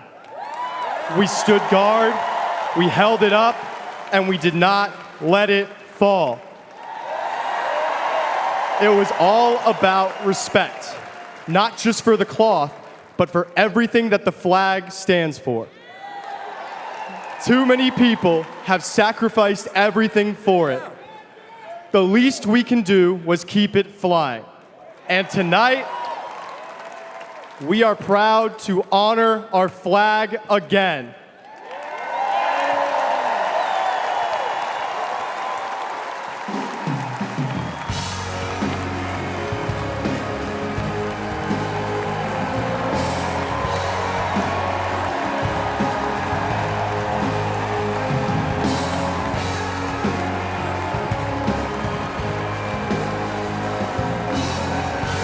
First day that we take back the White House from crooked Joe Biden, worst president in the history of our country, I believe that we're going to have 4 of the greatest years in the history of our country. I will once and for all secure our elections. We're going to go to paper ballots. We're going to have same-day voting, voter ID. We're going to do it properly. We're going to have good, secure, beautiful elections. We never want what happened in 2020 to happen again. But until then, Republicans must win. And we must use every appropriate tool available to beat the Democrats. They are destroying our country. Whether you vote early, absentee, by mail, or in person, we are going to protect the vote. That's the most important thing we have to do, is protect the vote. Keep your eyes open, because these people want to cheat, and they do cheat. And frankly, it's the only thing they do well. We will make sure your ballot is secure and your voice is heard. Many Republicans like to vote on Election Day, and we must swamp the radical Democrats with massive turnout on Tuesday, November 5th. The way you win is to swamp them. If we swamp them, they can't cheat. It just doesn't work out. But if you can't make it, you need to make a plan, register, and vote any way possible. We got to get your vote. So with your vote, we will win a victory the likes of which no one has ever seen before. We will evict crooked Joe Biden from the White House, and we will take back our country on November 5th, 2024, the most important day in the history of our country. That's what it's going to go down as. Thank you. Ladies and gentlemen, please welcome recent Harvard University graduate, Shabbos Kestenbaum.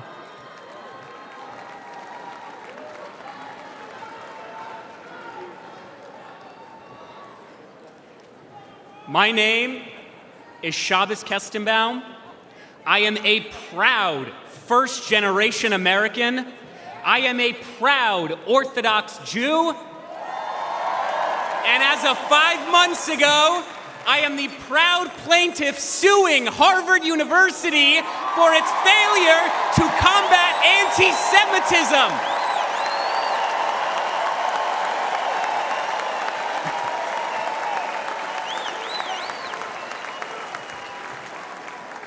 I came to Harvard to study religion, the foundation of Western civilization.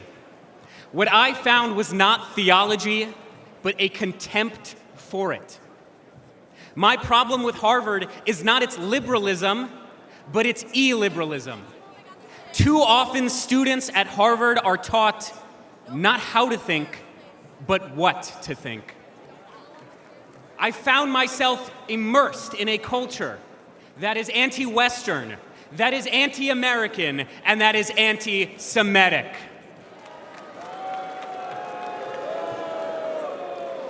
After October 7th, the world finally saw what I and so many Jewish students across this country experienced almost every day. When I planted 1,200 Israeli and American flags on campus, they were all vandalized within 24 hours. I was harassed by my peers merely for being a Jew and have received countless death threats online. Students and professors have openly called for new Hamas-style attacks against the United States. And perhaps most damning, when Hamas terrorists butchered 45 American citizens on October 7th, when they took 12 Americans hostage, Harvard refused to immediately and unequivocally condemn this atrocity. My fellow Americans, the anti-Semitic bigotry, unfortunately, extends far beyond the universities. Although I once voted for Bernie Sanders, I now recognize that the far left has not only abandoned the Jewish people, but the American people.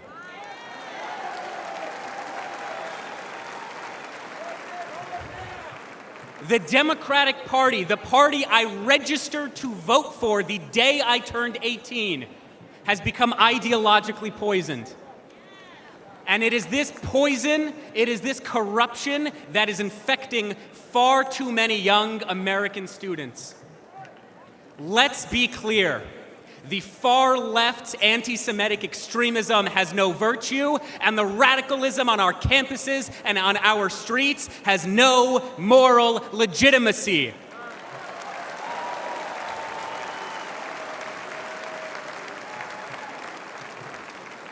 Sadly, the far left-wing tide of anti-Semitism is rising. But tonight we fight back. I am proud to support President Trump's policies to expel foreign students who violate our laws, harass our Jewish classmates, and desecrate our freedoms.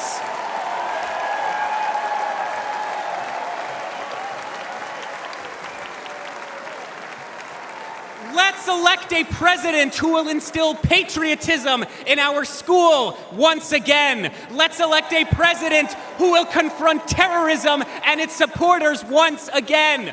Let's elect a president who recognizes that although Harvard and the Ivy Leagues have long abandoned the United States of America, the Jewish people never will, because Jewish values are American values, and American values are Jewish values.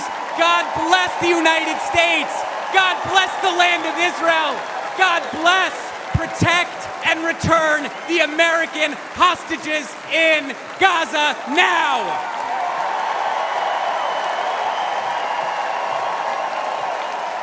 Ladies and gentlemen, please welcome the parents of an American hostage held in Gaza, Orna and Ronan Nutra.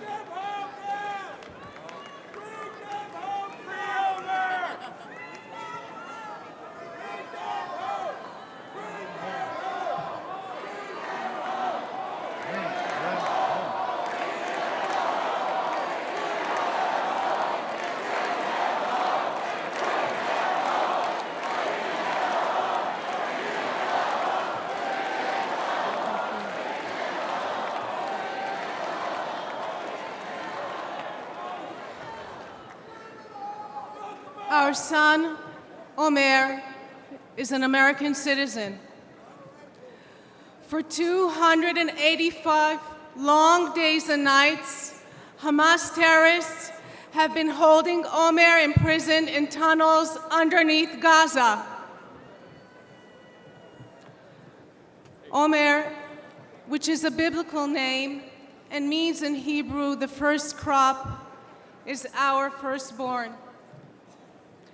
He was born in New York City 1 month after 9/11. 8 months pregnant, I walked across the Queensboro Bridge towards home that day. And here we are, 23 years later, and he's the victim of another vile terrorist attack. Let me tell you a little bit about my son. He's a connector. He's an extremely social person. He loves sports. In high school, he was captain of the soccer ball, volleyball, and basketball teams. He's a natural leader.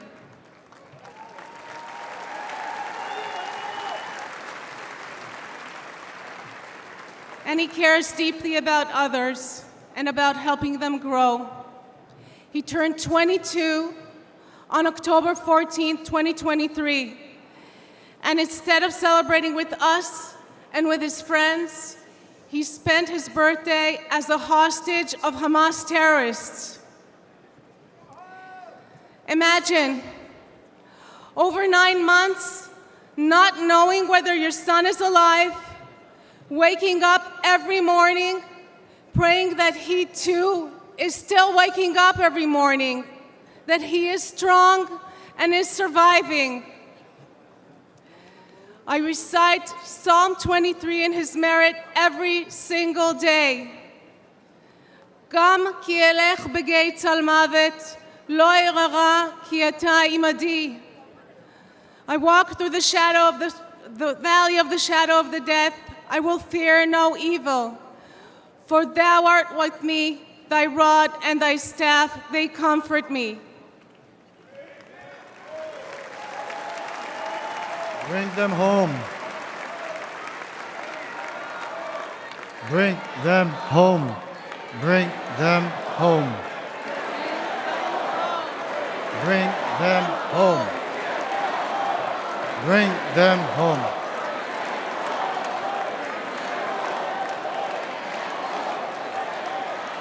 During the brutal October 7 attack on Israel, over 1,200 people were slaughtered. Of them, 45 were American citizens. Where is the outrage? Where is it? This was not merely an attack on Israel. This was and remains an attack on Americans. Omer is one of 8 American hostages and one of 120 hostages still left in Gaza. Citizens of 24 countries and 5 different religions, still held by Hamas, denied basic human needs, their lives threatened every day. President Trump called us personally right after the attack when Omer was taken captive. We know he stands with the American hostages. We need our beautiful son back. And we need your support. We need your support to end this crisis and bring all the hostages back home.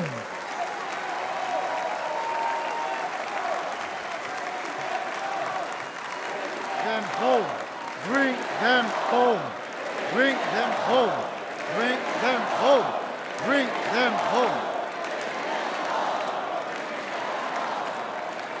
Omer, we love you.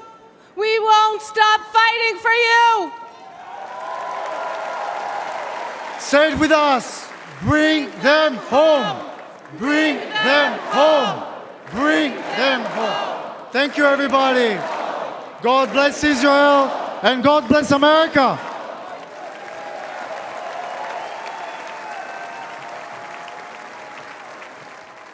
Ladies and gentlemen, former paratrooper, congressman, and New York State gubernatorial candidate, Lee Zeldin.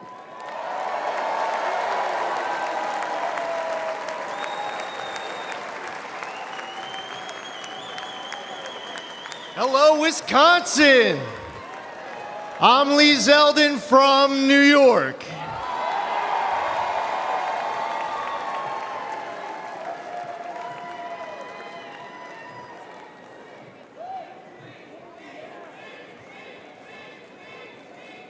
A nation led by President Trump is a nation stronger, safer, and more secure. As a former 82nd Airborne paratrooper,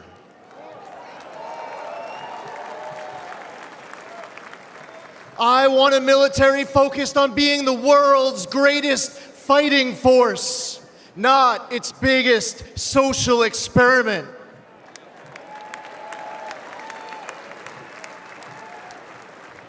We need a president treating our friends as friends and our adversaries as our adversaries, understanding they only respect strength, not weakness.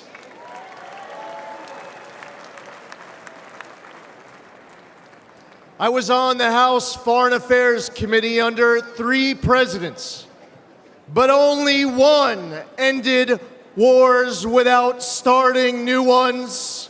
President Donald Trump.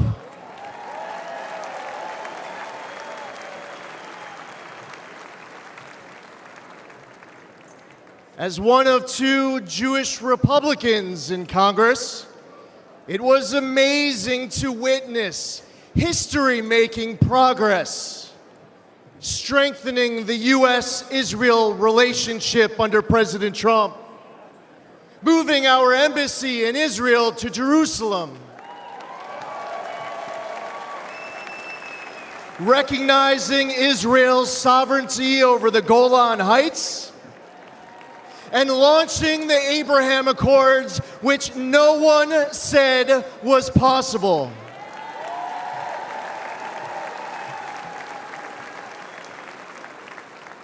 Soleimani and the ISIS caliphate were eliminated. President Trump withdrew from the Iran deal, stopped those insane ransom payments, and crippled Iran with maximum pressure.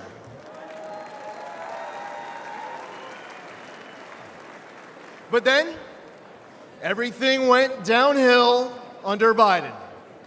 Yes, the guy who advised Obama not to take out Osama, Joe Biden advised against the mission that killed Osama bin Laden.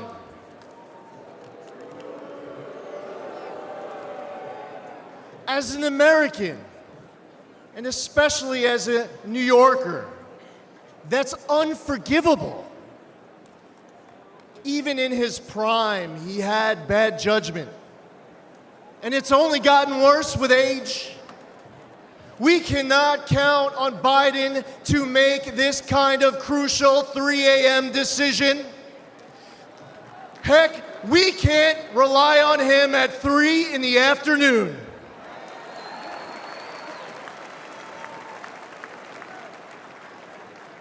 He has refilled Iran's coffers. Since October 7th, Biden has pandered to anti-Semites who cheer Hamas's attack. All while Americans are still being held hostage in Gaza. Biden turned 13 Blue Star families into Gold Star families with his fatal withdrawal from Afghanistan, and then he lied about it during last month's debate, claiming that no service members had died under his watch.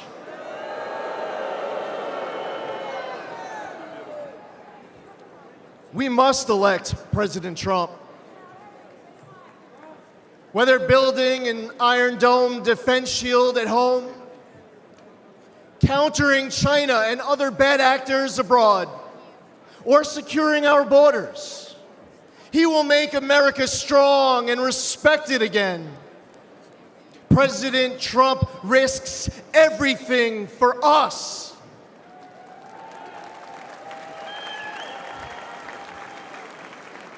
We need him back in the White House now more than ever before.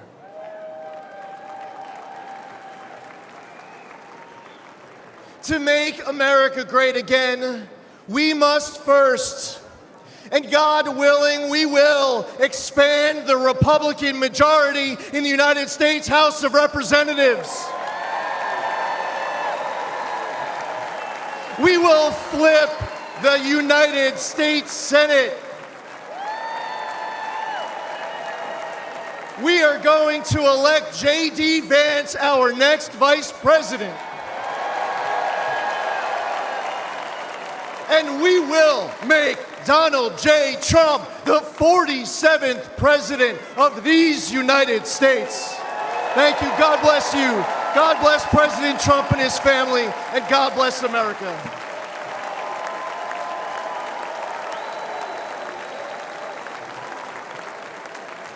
We are gathered here on freedom's altar, on these shores, on these bluffs, on this day 75 years ago. 10,000 men shed their blood and thousands sacrificed their lives for their brothers, for their countries, and for the survival of liberty. Those who fought here won a future for our nation. They won the survival of our civilization. These men ran through the fires of hell, moved by a force no weapon could destroy. The fierce patriotism of a free, proud, and sovereign people. And they showed us the way to love, cherish, and defend our way of life for many centuries to come. And our children and their children will forever and always be free.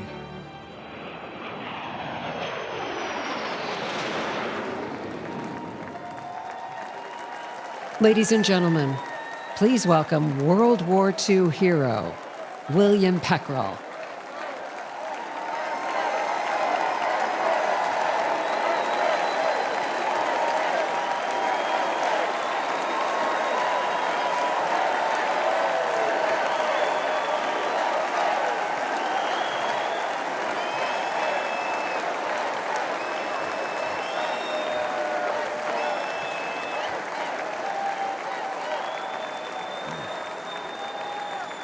Thank you very much. My name is Bill Peckrell. I'm a proud Wisconsinite. I'm a proud husband of 76 years old to my wife, Rosemary. I'm a father of 11 children.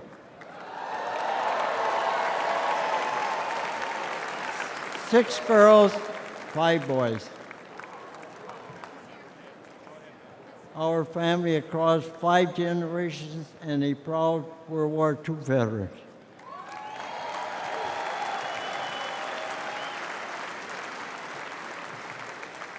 I'm 98 years old.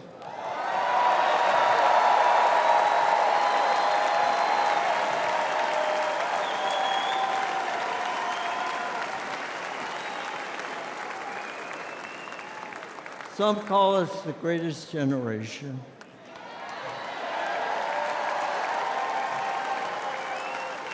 That's an honor, considering America is the greatest nation in the history of the world.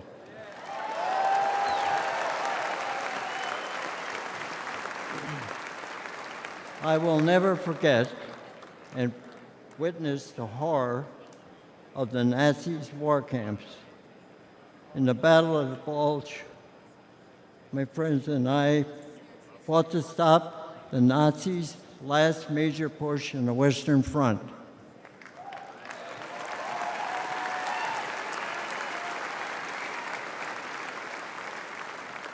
A few months later, Hitler was dead. The Nazis were defeated.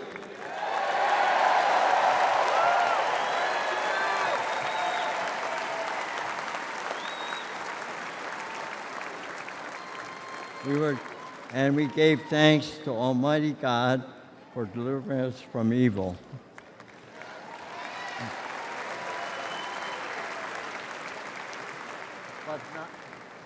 But not many of us came home. I still miss a lot of my friends on that beach. And there were many of us left. There aren't many of us left today. But for us, those of us who are here, that America is still worth fighting for.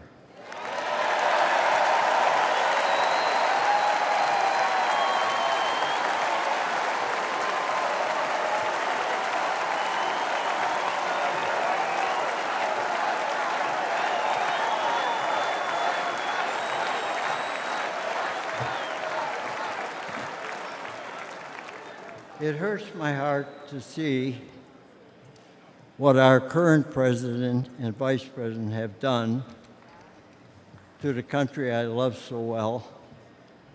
They humiliated us in Afghanistan. We pushed around in China. Terrorists run wild in the Middle East. And they let our own southern border get overrun.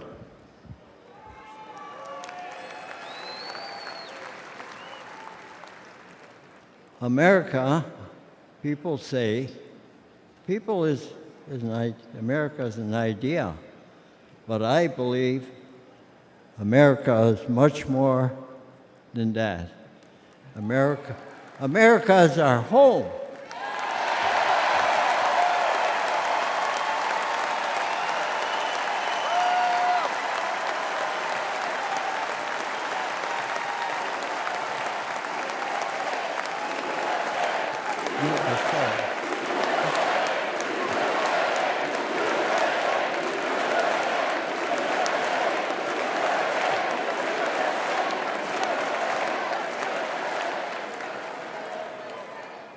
You know, when I was fighting in Europe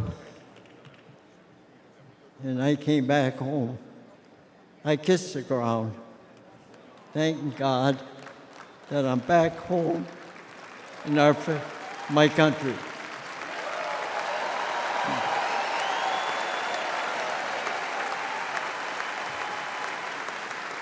And where I come from, when somebody comes for me or my home, you dig in your boots in the ground and never look back.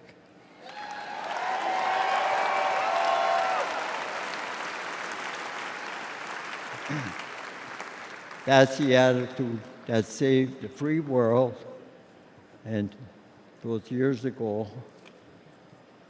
And President Trump, back in Commander-in-Chief, I would go back to re-enlist today.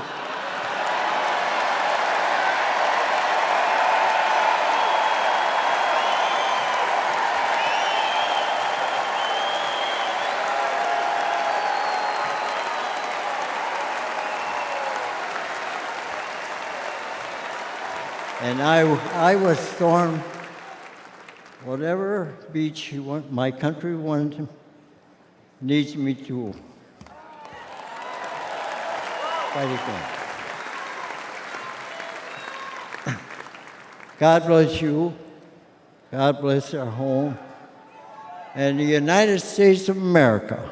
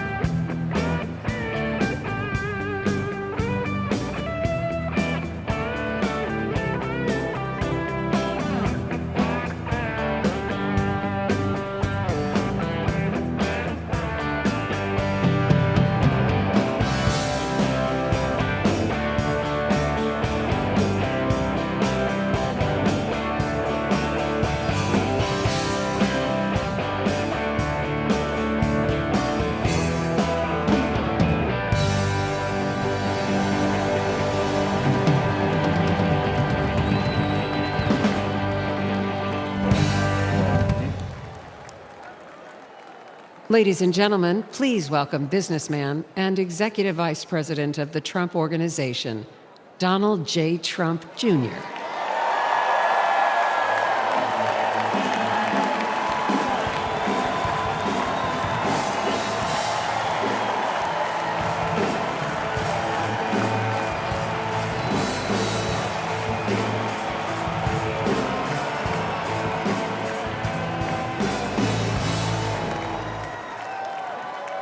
Good evening, America.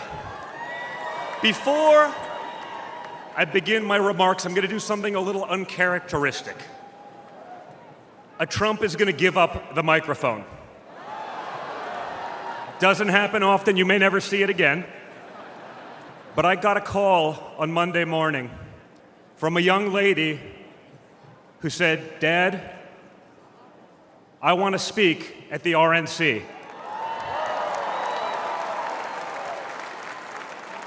I want to speak at the RNC because I want America to know what my grandpa is actually like.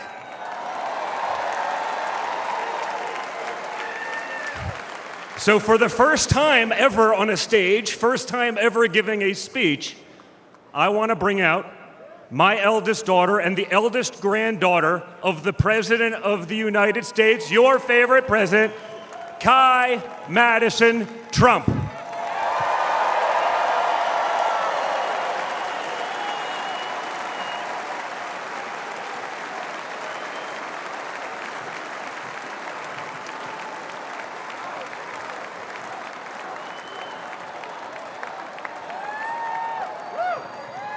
Hi, everyone.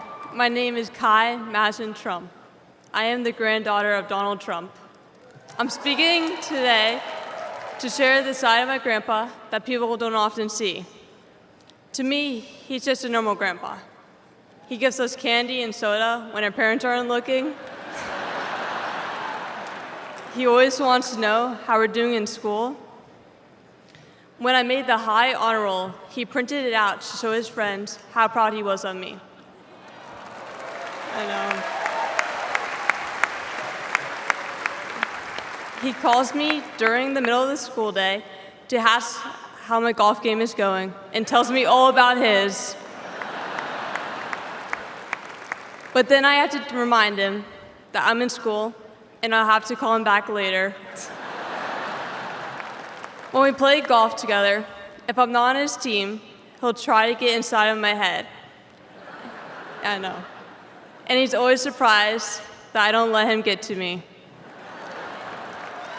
But I have to remind him, I'm a Trump too.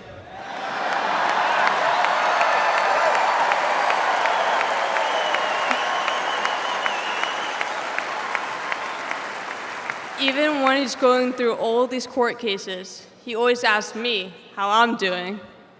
He always encourages me to push myself to be the most successful person I can be. Obviously, he sets the bar pretty high, but who knows, maybe one day I'll catch him. On Saturday, I was shocked when I heard that he has been shot, and I just wanted to know if he was okay. It was heartbreaking that someone would do that to another person.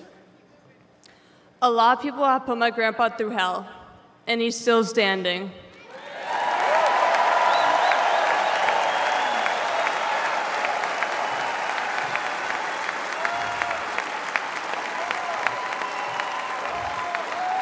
Grandpa, you are such an inspiration, and I love you.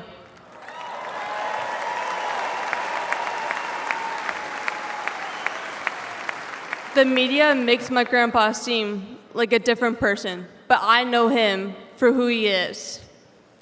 He's very caring and loving. He truly wants the best for this country, and he will fight every single day to make America great again. Thank you very much.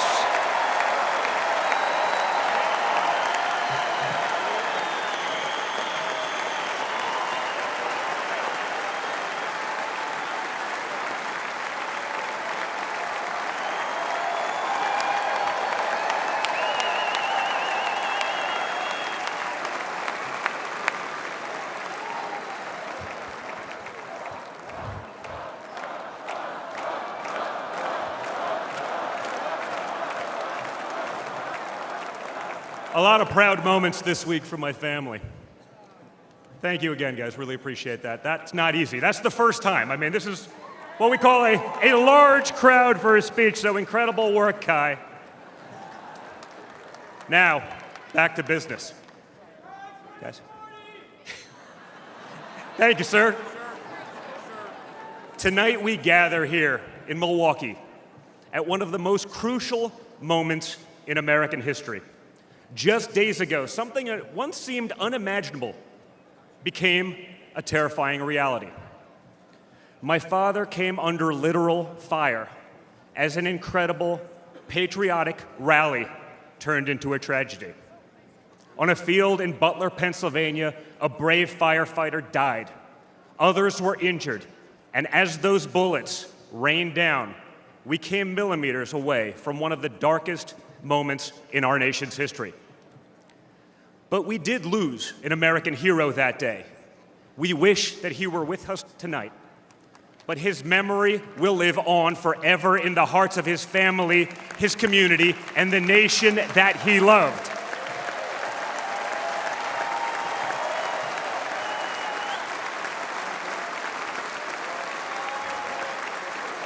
So I would like to take just a moment tonight to express our gratitude for the life and service of American hero Corey Comparator.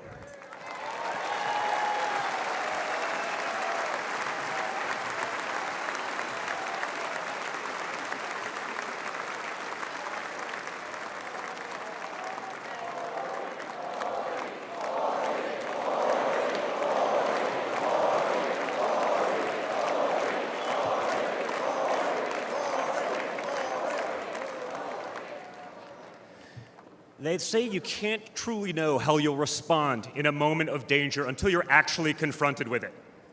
So what was my father's instinct as his life was on the line? Not to cower, not to surrender, but to show for all the world to see that the next American president has the heart of a lion.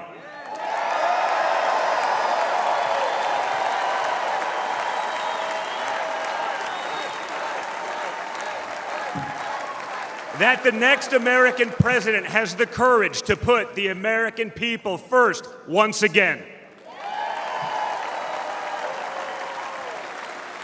And in that moment, my father didn't just show his character, he showed America's character.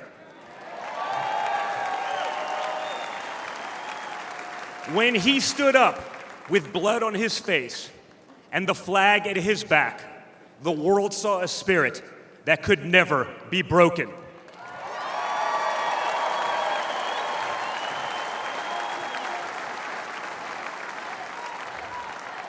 And that is the true spirit of America.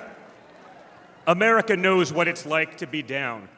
We know what it's like to be confused and to be afraid. Long before the attempt on my father's life, every American I met was filled with fear and anxiety. They were afraid our country was being torn apart. They were anxious about the massive and chaotic invasion of illegal aliens across our border.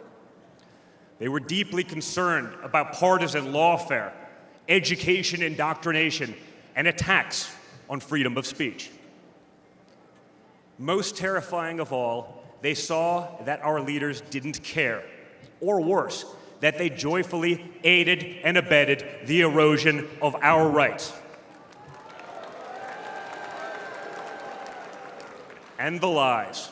Oh yeah, the lies. We won't ever forget the lies.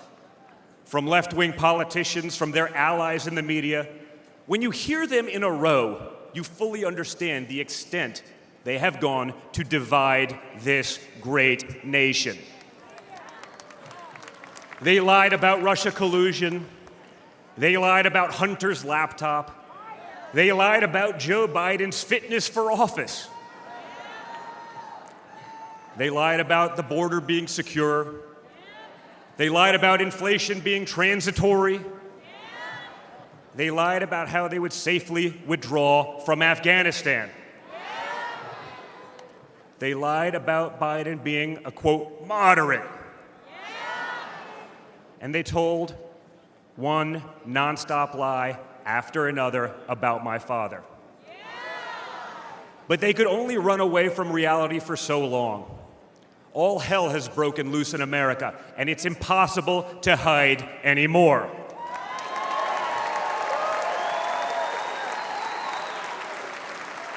Remember Build Back Better? Instead, we got broke, bumbling Biden. Nothing is built, nothing is back, and nothing is better. Bridges are collapsing, our credibility is crumbling, and our money is worth less and less every single day. It was just one giant bait and switch, and normal Americans are the ones left holding the bag. Housing costs, gasoline prices, grocery bills just keep going up. Wave after wave of illegal aliens, deadly drugs keep pouring across our border. Meanwhile, pro-crime district attorneys have turned our cities into giant crime zones. They've turned criminals into victims, prosecutors into criminal defense attorneys, and police into public enemies. Left-wing activists are pretending to be educators, teaching our kids that there are 57 genders, but they can't even define what a woman is. On one hand, they think free speech protects their right to expose your children to explicit drag shows. On the other hand, they want to put you in jail for making a meme. It's like the entire world has been turned upside down. Does any of this sound like a country that's going in the right direction? And honestly, who is actually running the country anyway? It's obviously not Joe Biden. So who are they asking us to elect? Seriously, who's running things? Does anyone really know? Is it Jill? Is it Hunter? Barack Obama? Maybe it's the ghost of Corn Pop.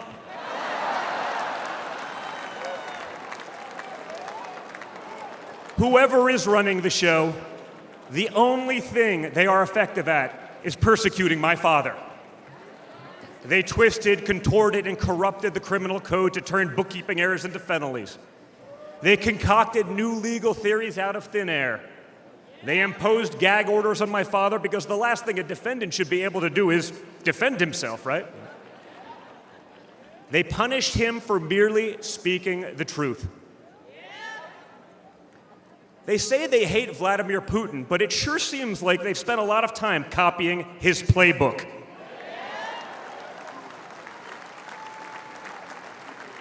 In this country, we don't criminalize political differences. We debate them. We vote on them. But we don't make you choose between picking a party or picking a jail cell.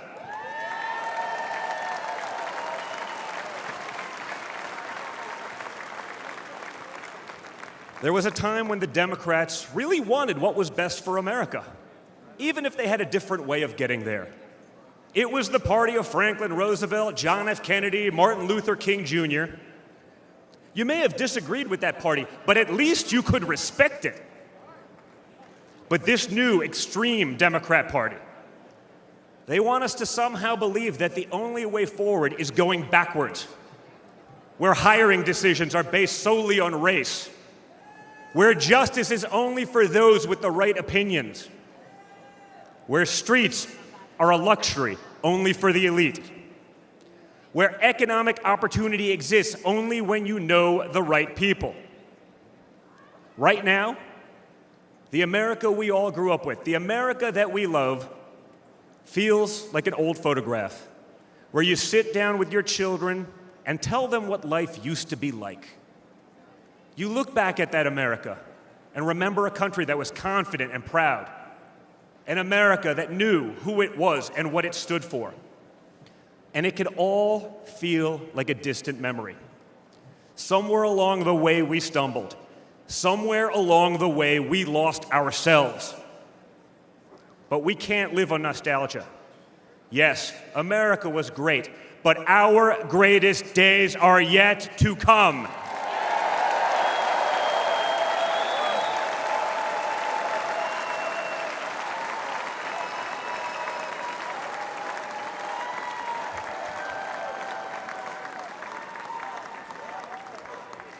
Because no matter how far off that old photo may feel, it's not the end of our story. We're like that man who stood on that platform and felt the bullet pierce his flesh just days ago in Pennsylvania.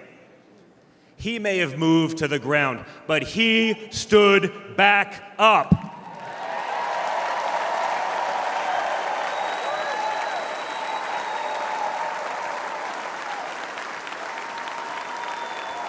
And when he did, my father raised his fist into the air. He looked out at the crowd, and what did he say?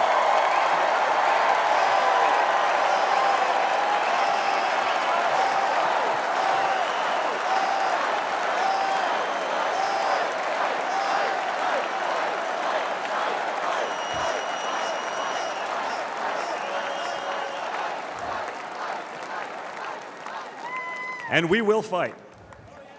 We will fight. We will fight with our voices.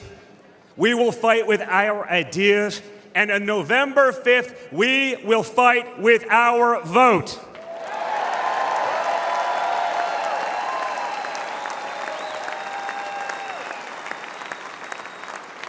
I've always been proud of him, but I've never been prouder of my father than I was in that moment. That's when the world found out that there is tough, and then there's Trump tough.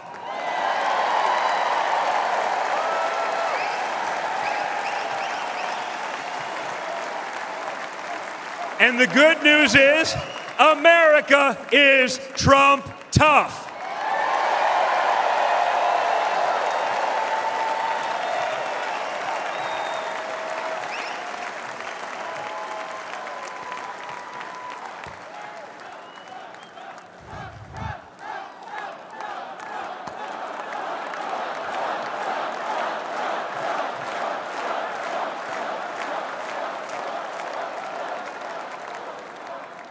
In 1912, more than a century ago, another legendary Republican president came right here to Milwaukee.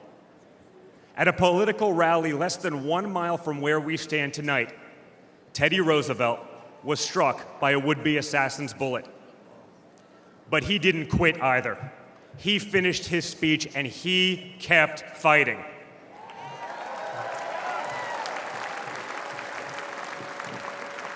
My friends, I don't believe in coincidences, but I do believe in God's plan.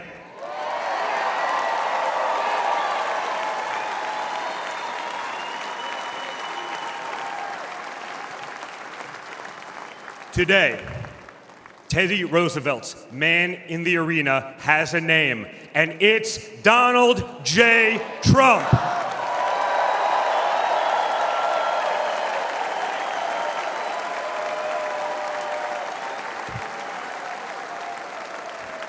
Remember, my father didn't have to run for re-election this year. He doesn't need the money, the fame, the power. Frankly, he doesn't need the witch hunts, the phony investigations, or the political prosecutions either. But he knew he had to run if there was any chance at saving America.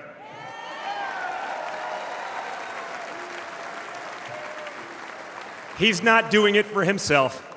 He's doing it for everyone here tonight, for everyone watching at home.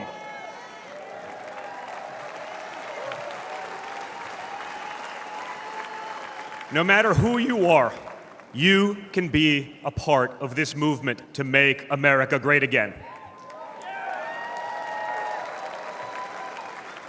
Look at me and my friend JD Vance, a kid from Appalachia and a kid from Trump Tower in Manhattan.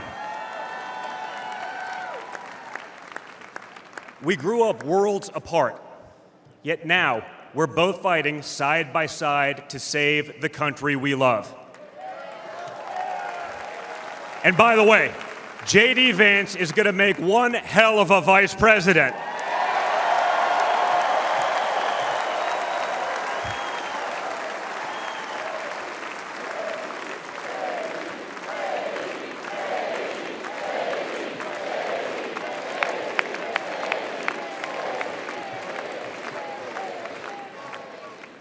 For those of you who have tuned out politics or have never even voted, I want you to know, if you're looking for a better life, a more prosperous future, a safer, more wholesome and patriotic place to call home, there's room for you in this party and in this movement.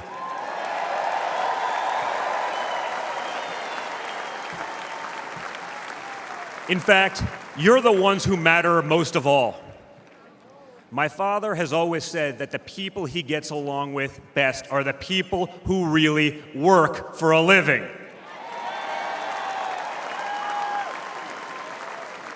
It's because of his background as a builder in construction, right? In construction, it doesn't matter how smart your architect is if you don't have the best guys laying the bricks. People with grit, people who get their hands dirty. That's a big problem with Washington, D.C. Most of the bureaucrats who rule over us have never built anything in their lives. It's time to build something real, something tangible, something that will last and leave this country better off for our children. That's my father's mission.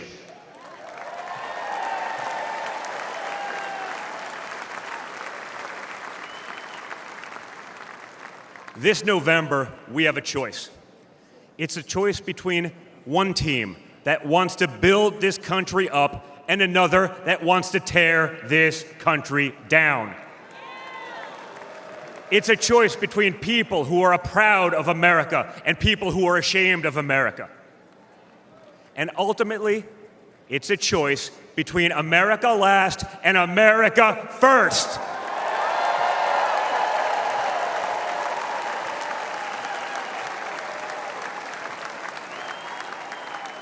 So if you love this country from the bottom of your heart, if you want to bring back common sense, if you want to save the American dream, if you want to stand up and fight for the future of our nation, you must re-elect my father, Donald J. Trump.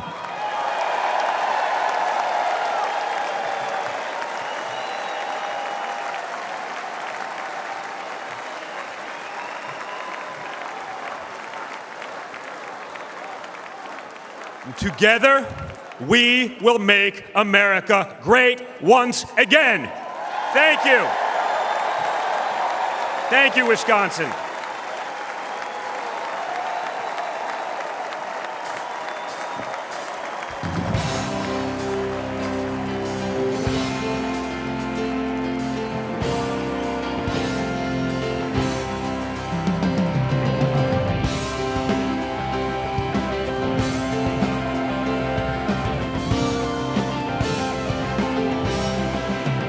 As soon as you are able, well, I am with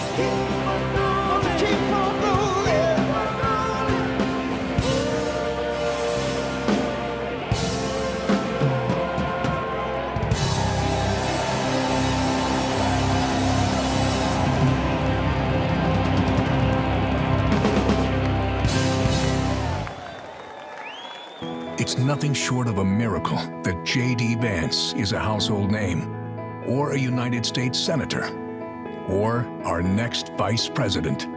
But here he is, born into poverty, his family torn apart by drug addiction. No money, no prospects, no future.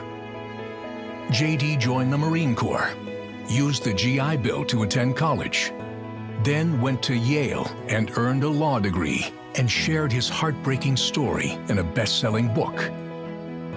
Only in America is this story possible.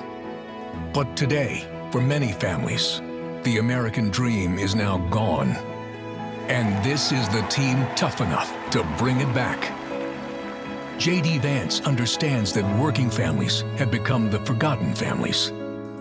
Under Biden, wages are going down while prices skyrocket, forcing the majority of Americans to live paycheck to paycheck.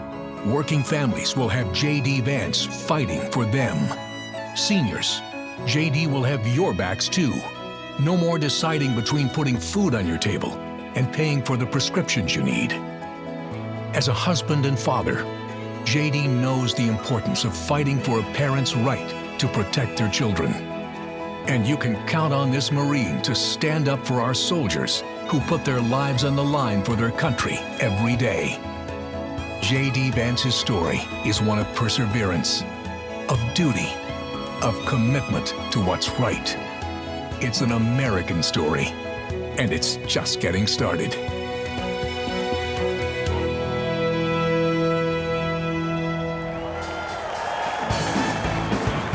Ladies and gentlemen, please welcome Usha Vance.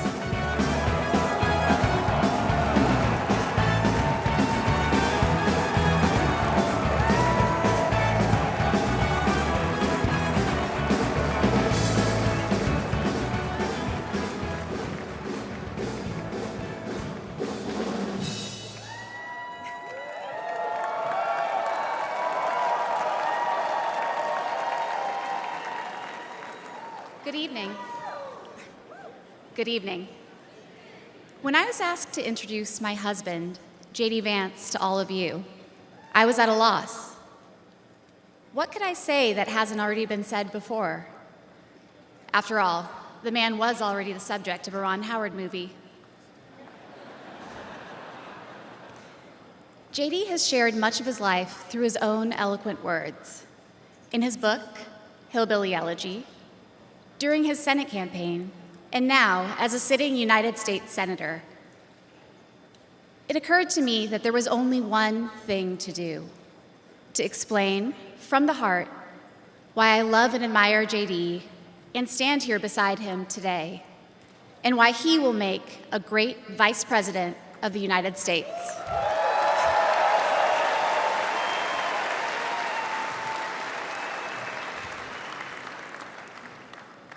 I met JD in law school when he was fresh out of Ohio State, which he attended with the support of the GI Bill. We were friends first because, who wouldn't want to be friends with JD? He was then, as now, the most interesting person I knew. A working class guy who had overcome childhood traumas that I could barely fathom to end up at Yale Law School. A tough Marine who had served in Iraq, but whose idea of a good time was playing with puppies and watching the movie Babe. The most determined person I knew with one overriding ambition: to become a husband and a father, and to build the kind of tight-knit family that he had longed for as a child. My background is very different from JD's. I grew up in San Diego, in a middle-class community,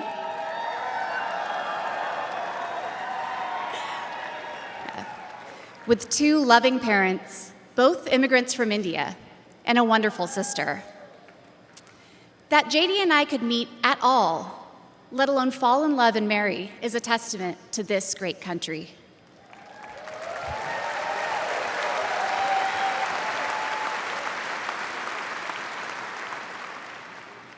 It is also a testament to JD, and it tells you something about who he is. When JD met me, he approached our differences with curiosity and enthusiasm. He wanted to know everything about me, where I came from, what my life had been like.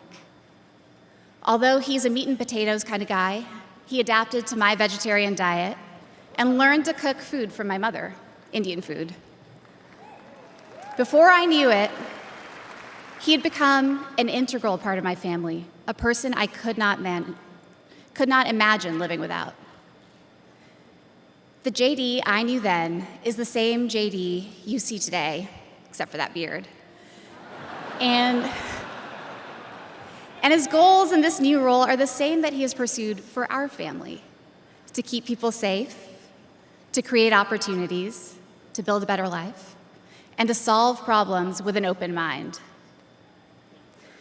It's safe to say that neither JD nor I expected to find ourselves in this position, but it's hard to imagine a more powerful example of the American dream. A boy from Middletown, Ohio.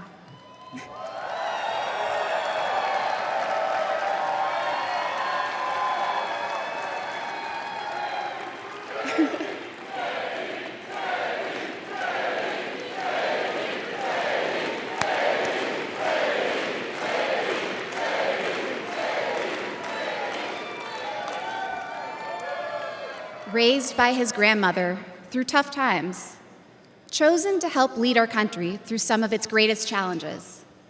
I am grateful to all of you for the trust you have placed in him and in our family. And with that, it is my great privilege to introduce my husband and the next Vice President of the United States, JD Vance.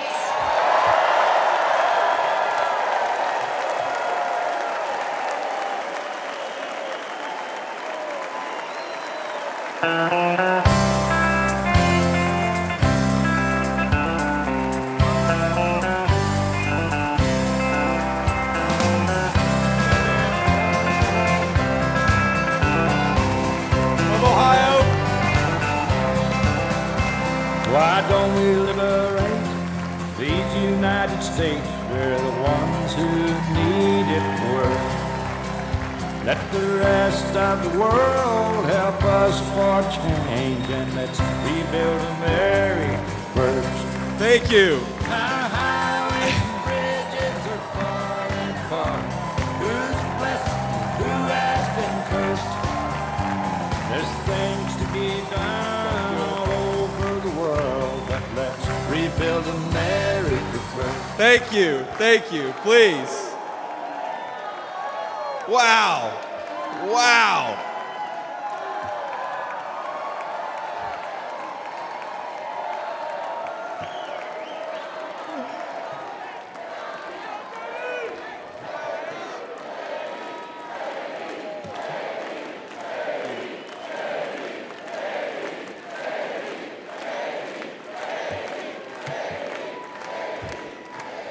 Yeah. First of all, aren't I a lucky guy? Isn't she lovely and amazing?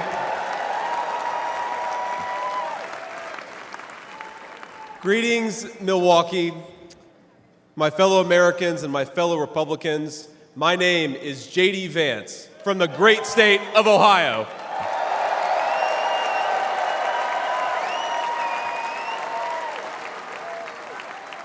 Tonight,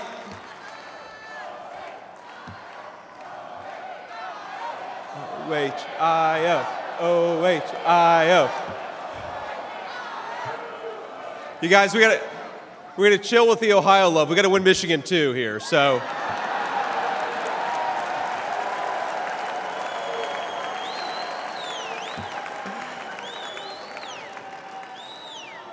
My friends, tonight is a night of hope, a celebration of what America once was, and with God's grace, what it will soon be again.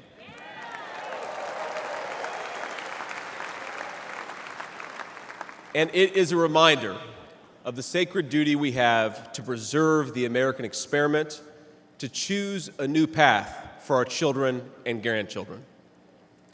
But as we meet tonight, we cannot forget that this evening could have been so much different.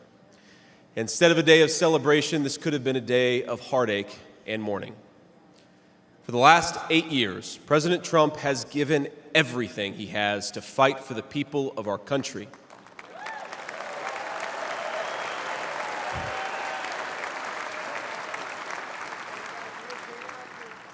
He didn't need politics, but the country needed him. Did it? Now, prior to running for president, he was one of the most successful businessmen in the world. He had everything anyone could ever want in a life. And yet, instead of choosing the easy path, he chose to endure abuse, slander, and persecution. And he did it because he loves this country.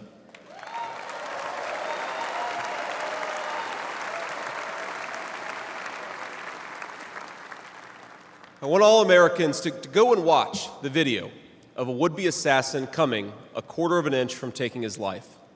Consider the lies they told you about Donald Trump, and then look at that photo of him, defiant, fist in the air, when Donald Trump rose to his feet in that Pennsylvania field. All of America stood with him.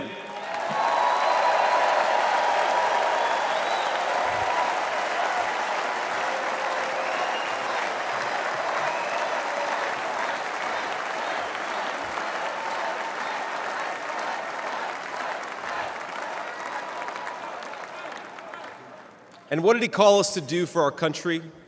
To fight for America. Even in his most perilous moment, we were on his mind. His instinct was for us, for our country, to call us to something higher, to something greater, to once again be citizens who ask what our country needs of us. Now consider what they said. They said he was a tyrant. They said he must be stopped at all costs. But how did he respond? He called for national unity, for national calm, literally right after an assassin nearly took his life.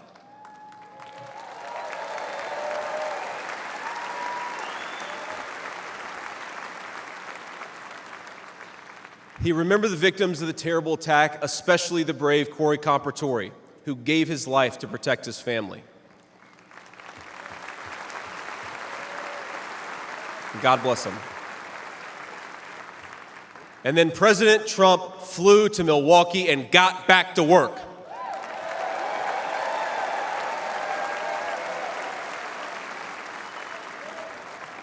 Now that's the man I've gotten to know personally over the last few years. He is tough, and he is, but he cares about people. He can stand defiant against an assassin one moment and call for national healing the next. He is a beloved father and grandfather, and of course, a once-in-a-generation business leader. He's the man who is feared by America's adversaries, but 2 nights ago, and I'll share a moment, said goodnight to his 2 boys, told them he loved them, and made sure to give each of them a kiss on the cheek. And I will say, Don and Eric squirmed the same way my 4-year-old does when his daddy tries to give him a kiss on the cheek. Sorry, guys. He is all those things, but tonight we celebrate he is our once and future President of the United States of America.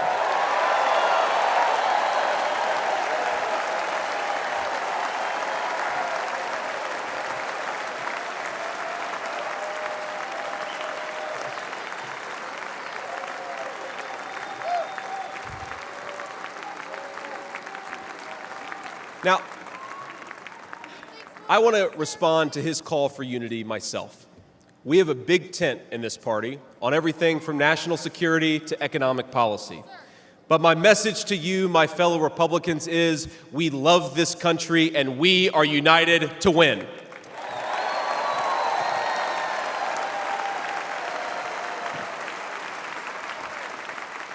Right.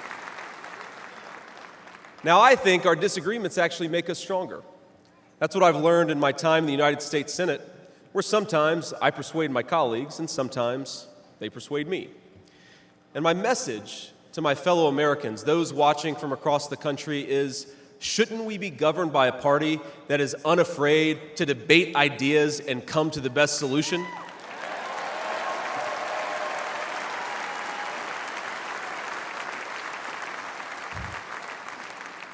That's the Republican Party of the next 4 years, united in our love for this country and committed to free speech and the open exchange of ideas.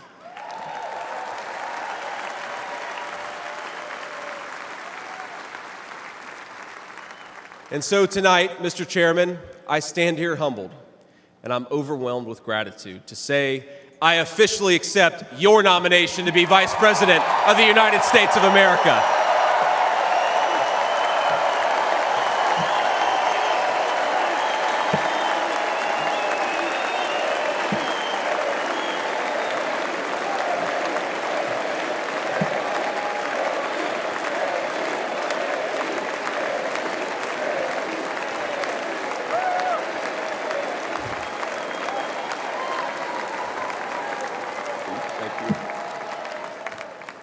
Now, never in my wildest imagination could I have believed that I'd be standing here tonight.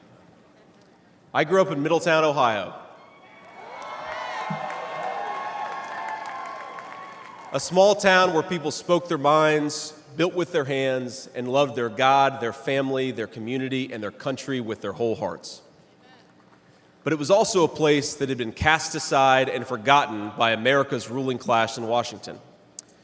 When I was in the 4th grade, a career politician by the name of Joe Biden supported NAFTA, a bad trade deal that sent countless good jobs to Mexico.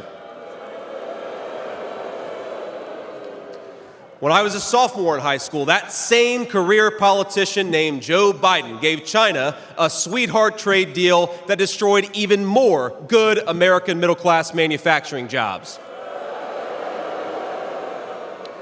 When I was a senior in high school, that same Joe Biden supported the disastrous invasion of Iraq, and at each step of the way, in small towns like mine in Ohio or next door in Pennsylvania or Michigan, in states all across our country, jobs were sent overseas and our children were sent to war. And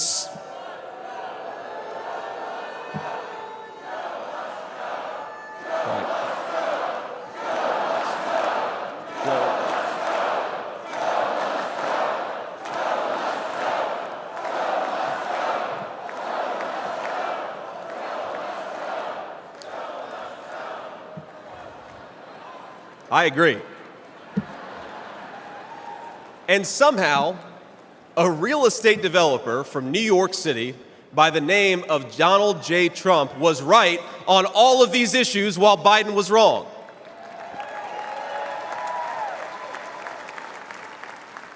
President Trump knew even then that we needed leaders who would put America first.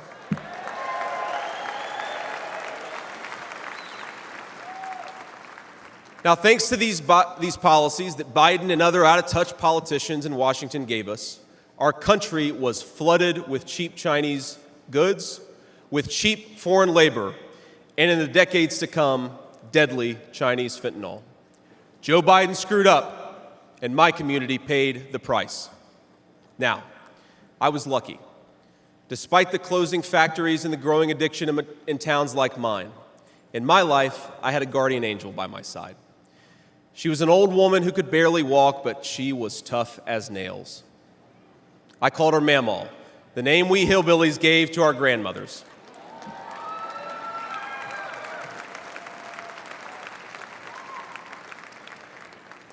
Mamaw raised me as my mother struggled with addiction. Mamaw was in so many ways a woman of contradiction. She loved the Lord, ladies and gentlemen. She was a woman of very deep Christian faith.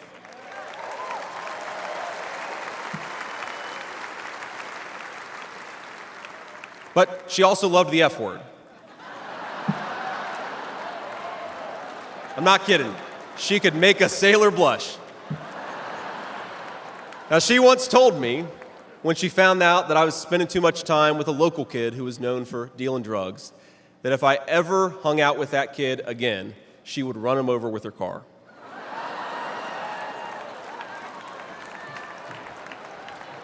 That's true. And she said, JD, no one will ever find out about it.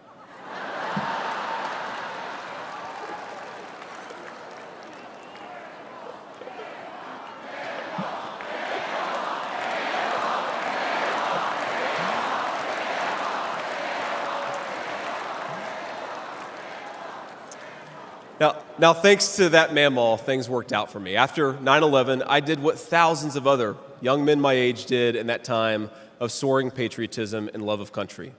I enlisted in the United States Marines.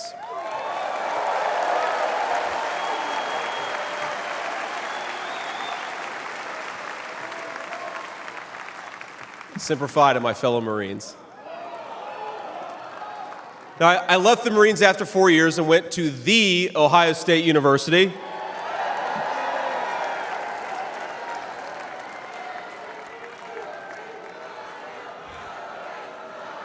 I'm sorry, Michigan, I had to get that in there.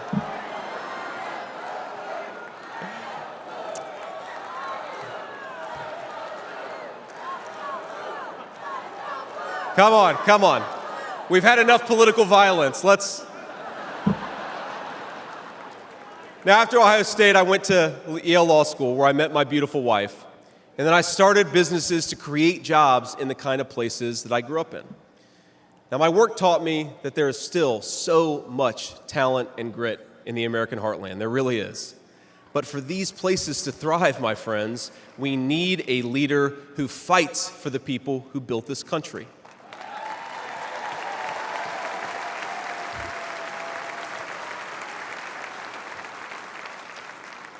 We need a leader who's not in the pocket of big business, but answers to the working man, union and non-union alike.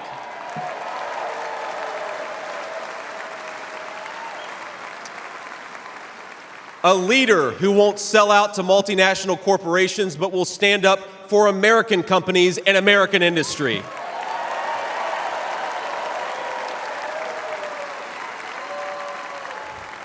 A leader who rejects Joe Biden and Kamala Harris's Green New scam and fights to bring back our great American factories. We need President Donald J. Trump.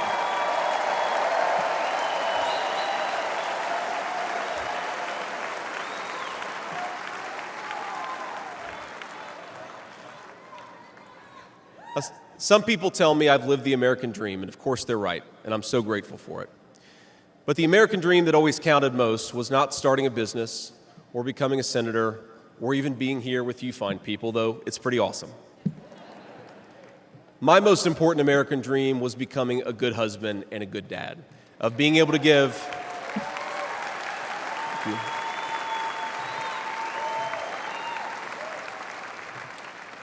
I wanted to give my kids the things that I didn't have when I was growing up, and that's the accomplishment that I'm proudest of. That tonight, I'm joined by my beautiful wife, Usha, an incredible lawyer and a better mom, and our three beautiful kids, Ewan, who's 7, Vivek, who's 4, and Mirabelle, who's 2. Now, they're back at the hotel, and kids, if you're watching, Daddy loves you very much, but get your butts in bed. It's 10 o'clock. But my friends, things did not work out well for a lot of kids I grew up with. Every now and then, I will get a call from a relative back home who asks, "Did you know so-and-so?" And I'll remember a face from years ago, and then I'll hear, "They died of an overdose." As always, America's ruling class wrote the checks. Communities like mine paid the price. For decades, that divide between the few, with their power and comfort in Washington, and the rest of us only widened. From Iraq to Afghanistan, from the financial crisis to the Great Recession, from open borders to stagnating wages, the people who govern this country have failed and failed again.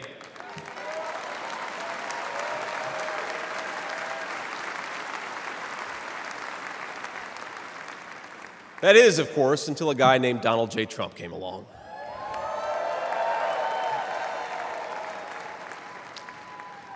President Trump represents America's last best hope to restore what, if lost, may never be found again.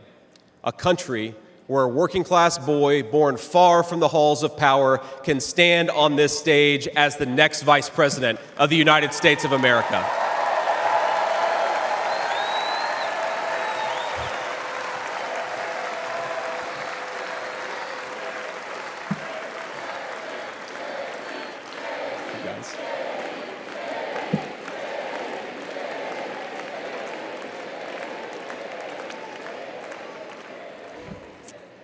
But, my fellow Americans, here in this stage and watching at home, this moment is not about me, it's about all of us, and it's about who we're fighting for.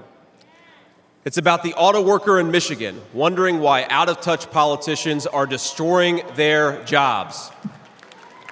It's about the factory worker in Wisconsin who makes things with their hands and is proud of American craftsmanship.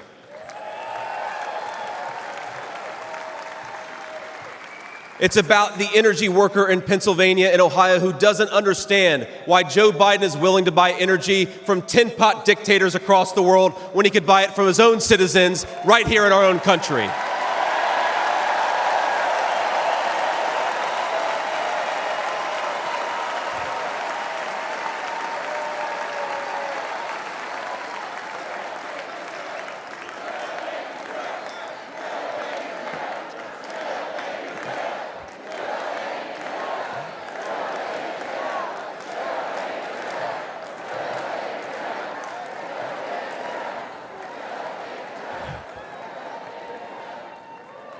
You guys are a great crowd.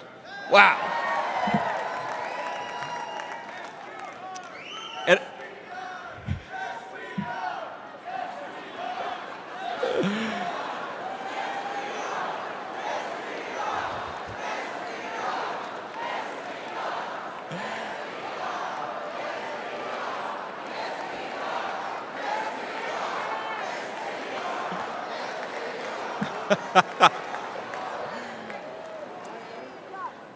And it's about, our movement is about single moms like mine who struggled with money and addiction but never gave up.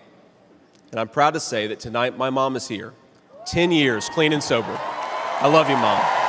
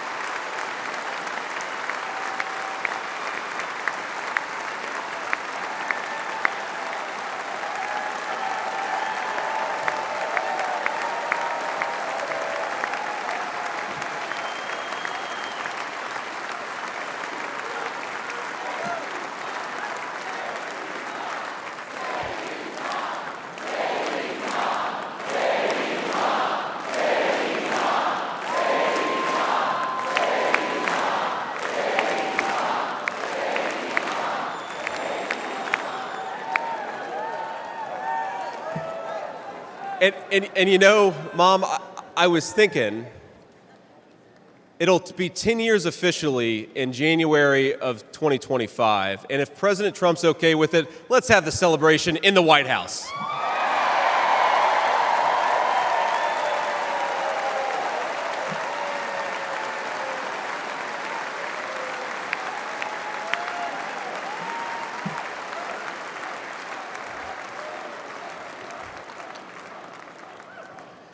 And our movement, ladies and gentlemen, it's about grandparents all across this country who are living on Social Security and raising grandchildren they didn't expect to raise. And while we're on the topic of grandparents, let me tell you another Mamaw story. Now, my Mamaw died shortly before I left for Iraq in 2005. And when we went through her things, we found 19 loaded handguns. They were...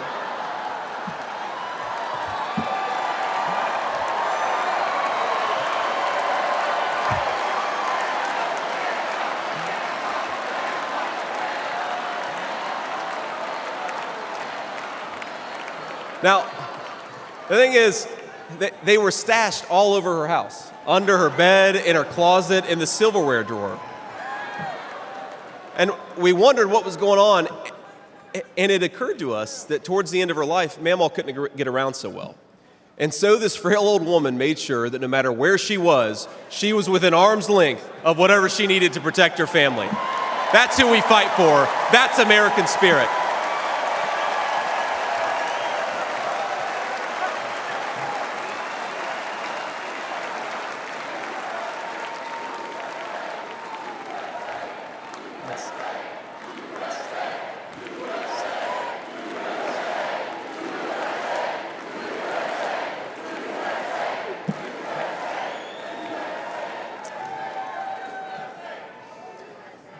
Now, Joe Biden has been a politician in Washington for longer than I've been alive, 39 years old. Kamala Harris is not much further behind. For half a century, he's been the champion of every major policy initiative to make America weaker and poorer. And in 4 short years, Donald Trump reversed decades of betrayals inflicted by Joe Biden and the rest of the corrupt Washington insiders.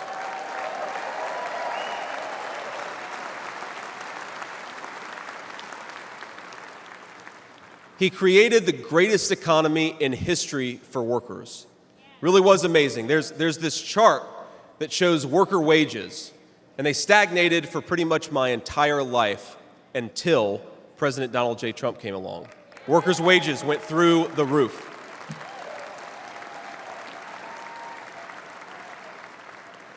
And just imagine what he's going to do when we give him 4 more years.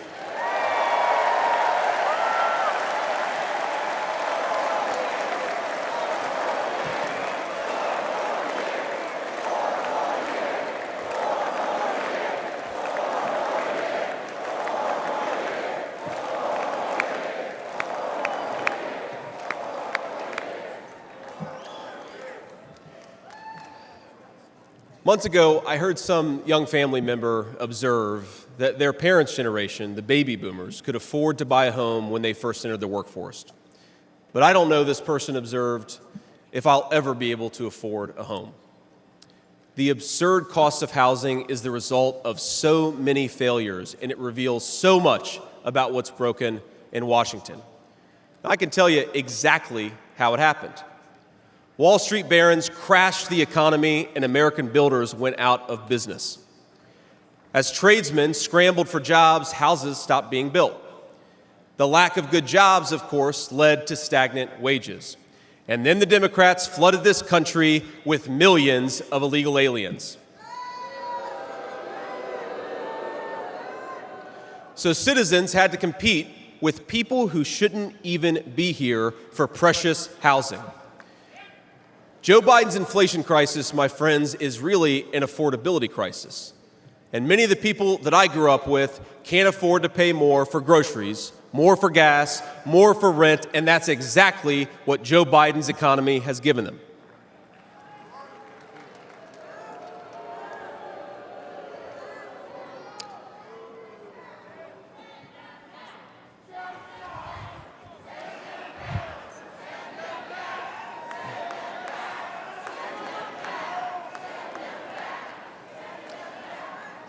So prices soared, dreams were shattered, and China and the cartels sent fentanyl across the border, adding addiction to the heartache. But ladies and gentlemen, that is not the end of our story. We've heard about villains and their victims. I've talked a lot about that, but let me tell you about the future. President Trump's vision is so simple and yet so powerful. We're done, ladies and gentlemen, catering to Wall Street. We'll commit to the working man.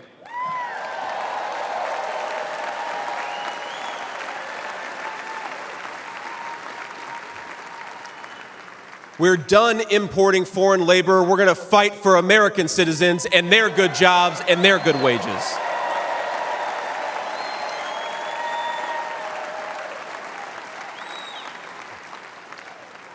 We're done buying energy from countries that hate us. We're going to get it right here from American workers in Pennsylvania and Ohio and across the country.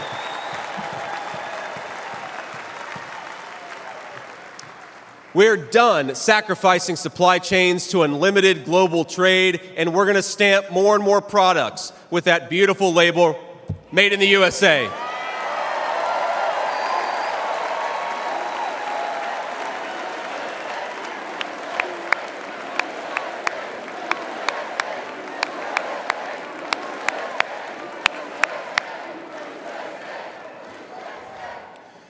We're going to build factories again, put people to work making real products for American families made with the hands of American workers. Together, We will protect the wages of American workers and stop the Chinese Communist Party from building their middle class on the backs of American citizens.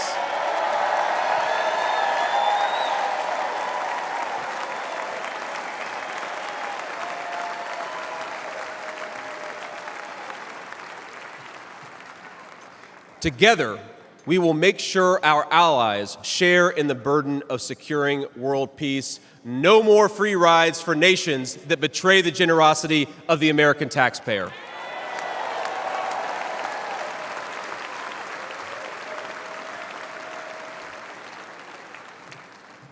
Together, we will send our kids to war only when we must. But as President Trump showed with the elimination of ISIS and so much more, when we punch, we're going to punch hard.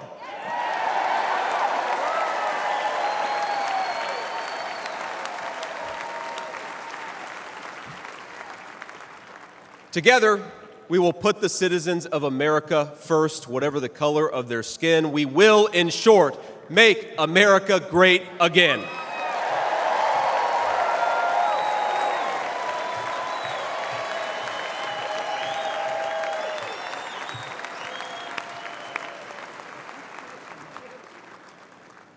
You know, one of the things that you hear people say sometimes is that America is an idea. And to be clear, America was indeed founded on brilliant ideas like the rule of law and religious liberty, things written into the fabric of our Constitution and our nation. But America is not just an idea. It is a group of people with a shared history and a common future. It is, in short, a nation. Now, it is part of that tradition, of course, that we welcome newcomers. But when we allow newcomers into our American family, we allow them on our terms.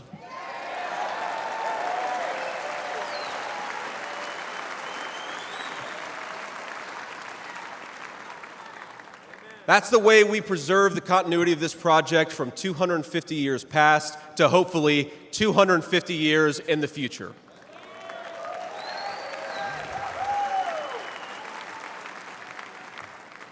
And let me illustrate this with a story, if I may. I'm, of course, married to the daughter of South Asian immigrants to this country. Incredible people. People who genuinely have enriched this country in so many ways. And, of course, I'm biased because I love my wife and her family, but it's true. Now, when I proposed to my wife, we were in law school, and I said, honey, I come with $120,000 worth of law school debt and a cemetery plot on a mountainside in eastern Kentucky.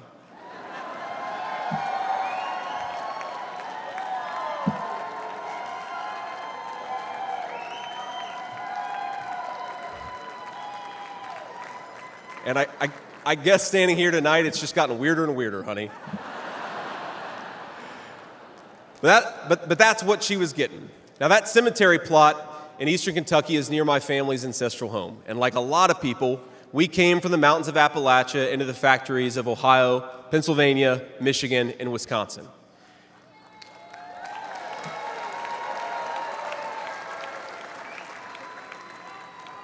Now, that's Kentucky coal country, one of the 10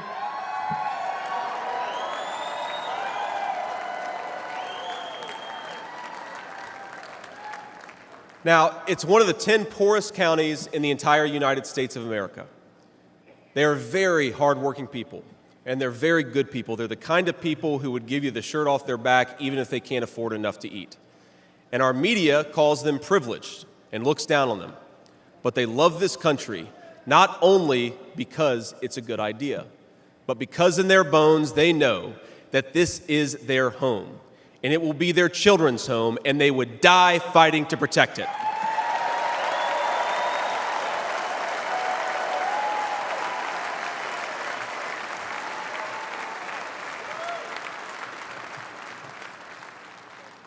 That is the source of America's greatness.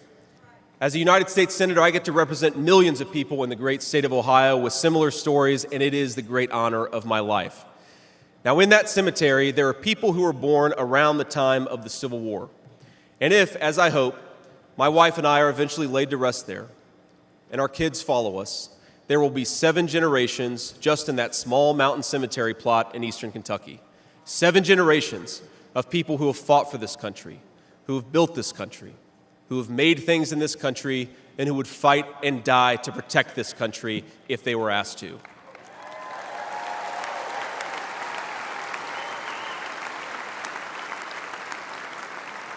Now that's not just an idea, my friends. That's not just a set of principles. Even though the ideas and the principles are great, that is a homeland. That is our homeland.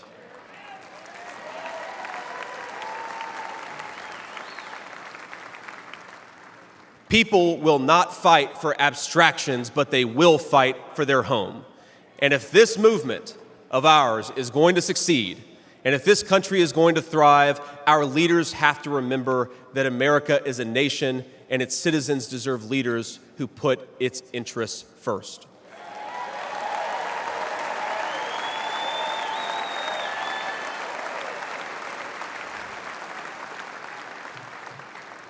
Now, we won't agree on every issue, of course, not even in this room.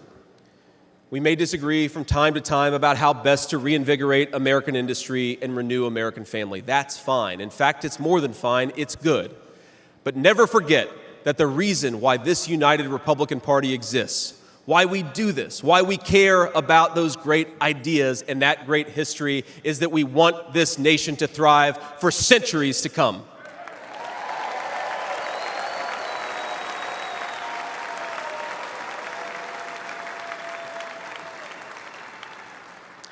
Now, eventually in that mountain cemetery, my children will lay me to rest. And when they do, I would like them to know that thanks to the work of this Republican Party, the United States of America is as strong and as proud and as great as ever.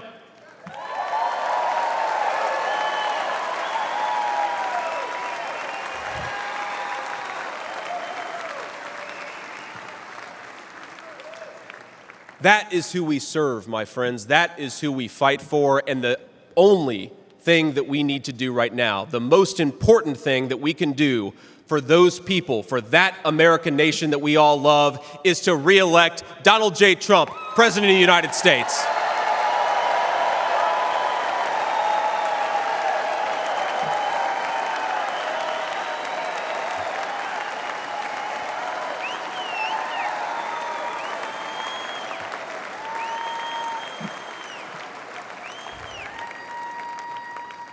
Mr. President, I will never take for granted the trust you have put in me.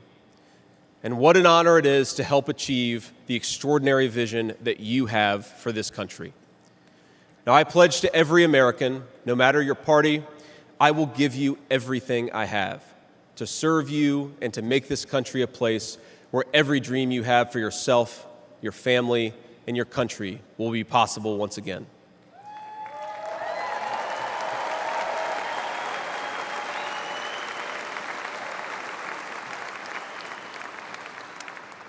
And I promise you one more thing.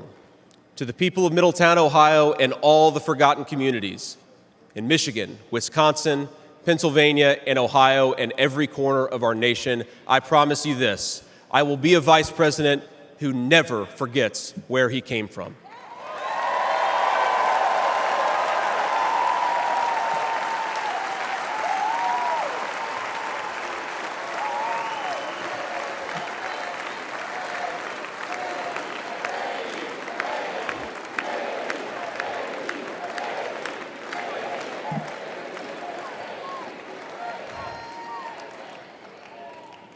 And every single day for the next 4 years, when I walk into that White House to help President Trump, I will be doing it for you, for your family, for your future, and for this great country. Thank you. God bless all of you, and God bless our great country.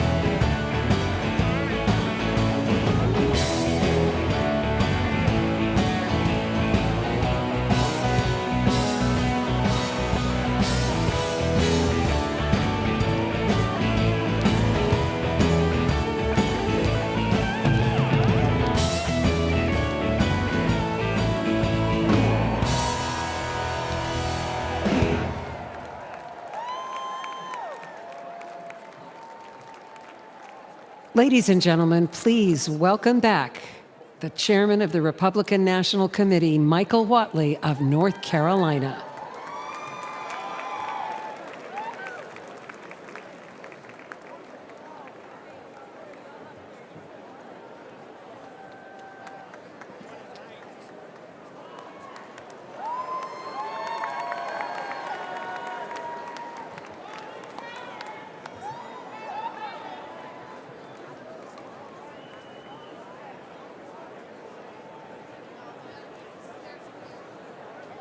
Delegates and alternates, Republicans around the world, tonight in this hall, we had a chance to see what strength is like. Strength looks like heartbroken Gold Star families talking about their loved ones and talking about their loss. Strength looks like fraternity brothers facing down a hostile crowd to save the American flag. Strength looks like thousands of law enforcement officers from all across the country here to protect us tonight. Strength tonight looks like all of the soldiers and the sailors and the airmen and the Marines around the world keeping America safe home and abroad. Strength looks like a teenage daughter standing on this stage and talking to America about the love that she has for her grandfather.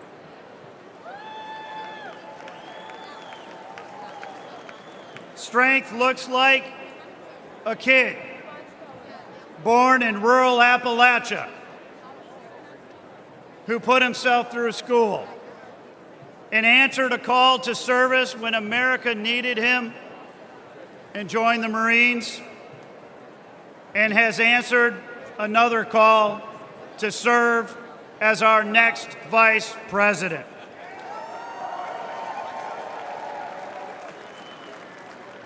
And strength looks like a man who gave up a successful business career and a comfortable life to fight every single day for the American people, who has suffered hoax after hoax after hoax, who has endured politically motivated prosecutions and lawsuits all across the country, and who, when he was knocked down by a would-be assassin's bullet, got back up and encouraged America to fight, fight, fight.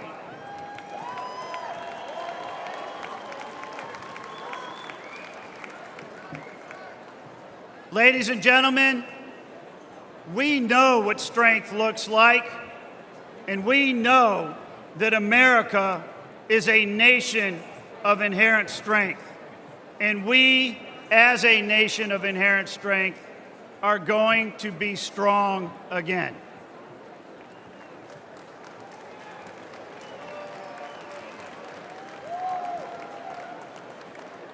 For tonight's benediction, please welcome the lead pastor at Bayou Blue Assembly in Houma, Louisiana, Pastor Packy Thompson.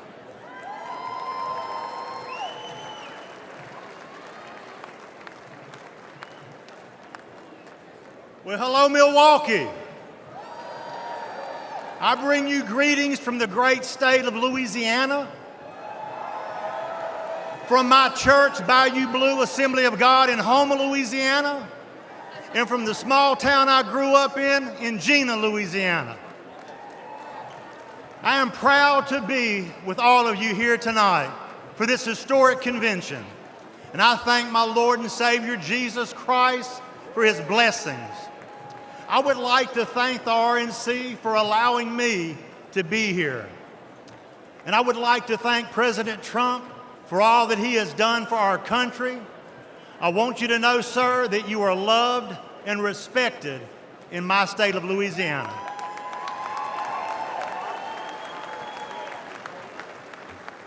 Would y'all stand and pray with me, please? Heavenly Father, we are grateful for your mercy and your protection here tonight. Father, we give you glory and honor because you alone deserve to be honored. Father, I thank you for giving us a man to stand in the gap for us, a man who has made up the hedge for the American people, a man who has protected our nation from those who would harm us. Father, we thank you for raising up President Donald J. Trump to be the 47th President of the United States of America. And I also thank you for protecting him from the evil that was perpetrated last Saturday. Father, I ask that you would unite our country once again, a nation, Lord God, under your leadership. Father God, help us to elect leaders that will help us to become the lead country in the world, to hold the values that our forefathers intended for us when they drafted the Declaration of Independence and the Bill of Rights. Father, I ask that you would help us to elect men and women of God who will protect the rights that were promised to every American, protect us from tyranny, and restore truth back to the public square. Father, I pray for the Donald J. Trump and JD Vance tonight, that you would give them grace, strength, and wisdom to guide our country once again. And Father God, help make America great. Once again, I ask it in Jesus' name. And everybody said, amen. Yes.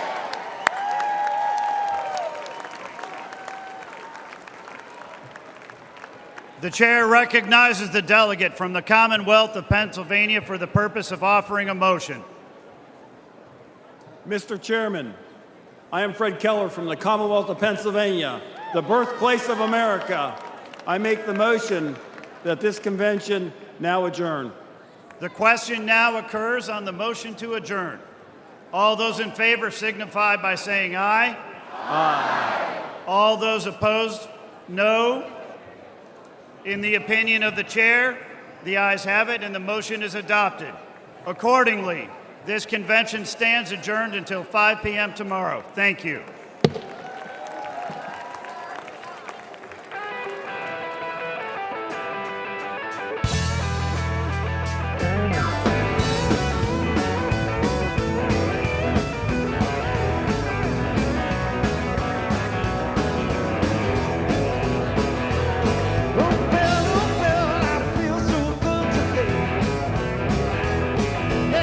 Touchdown on a little nice little runway. Took a jet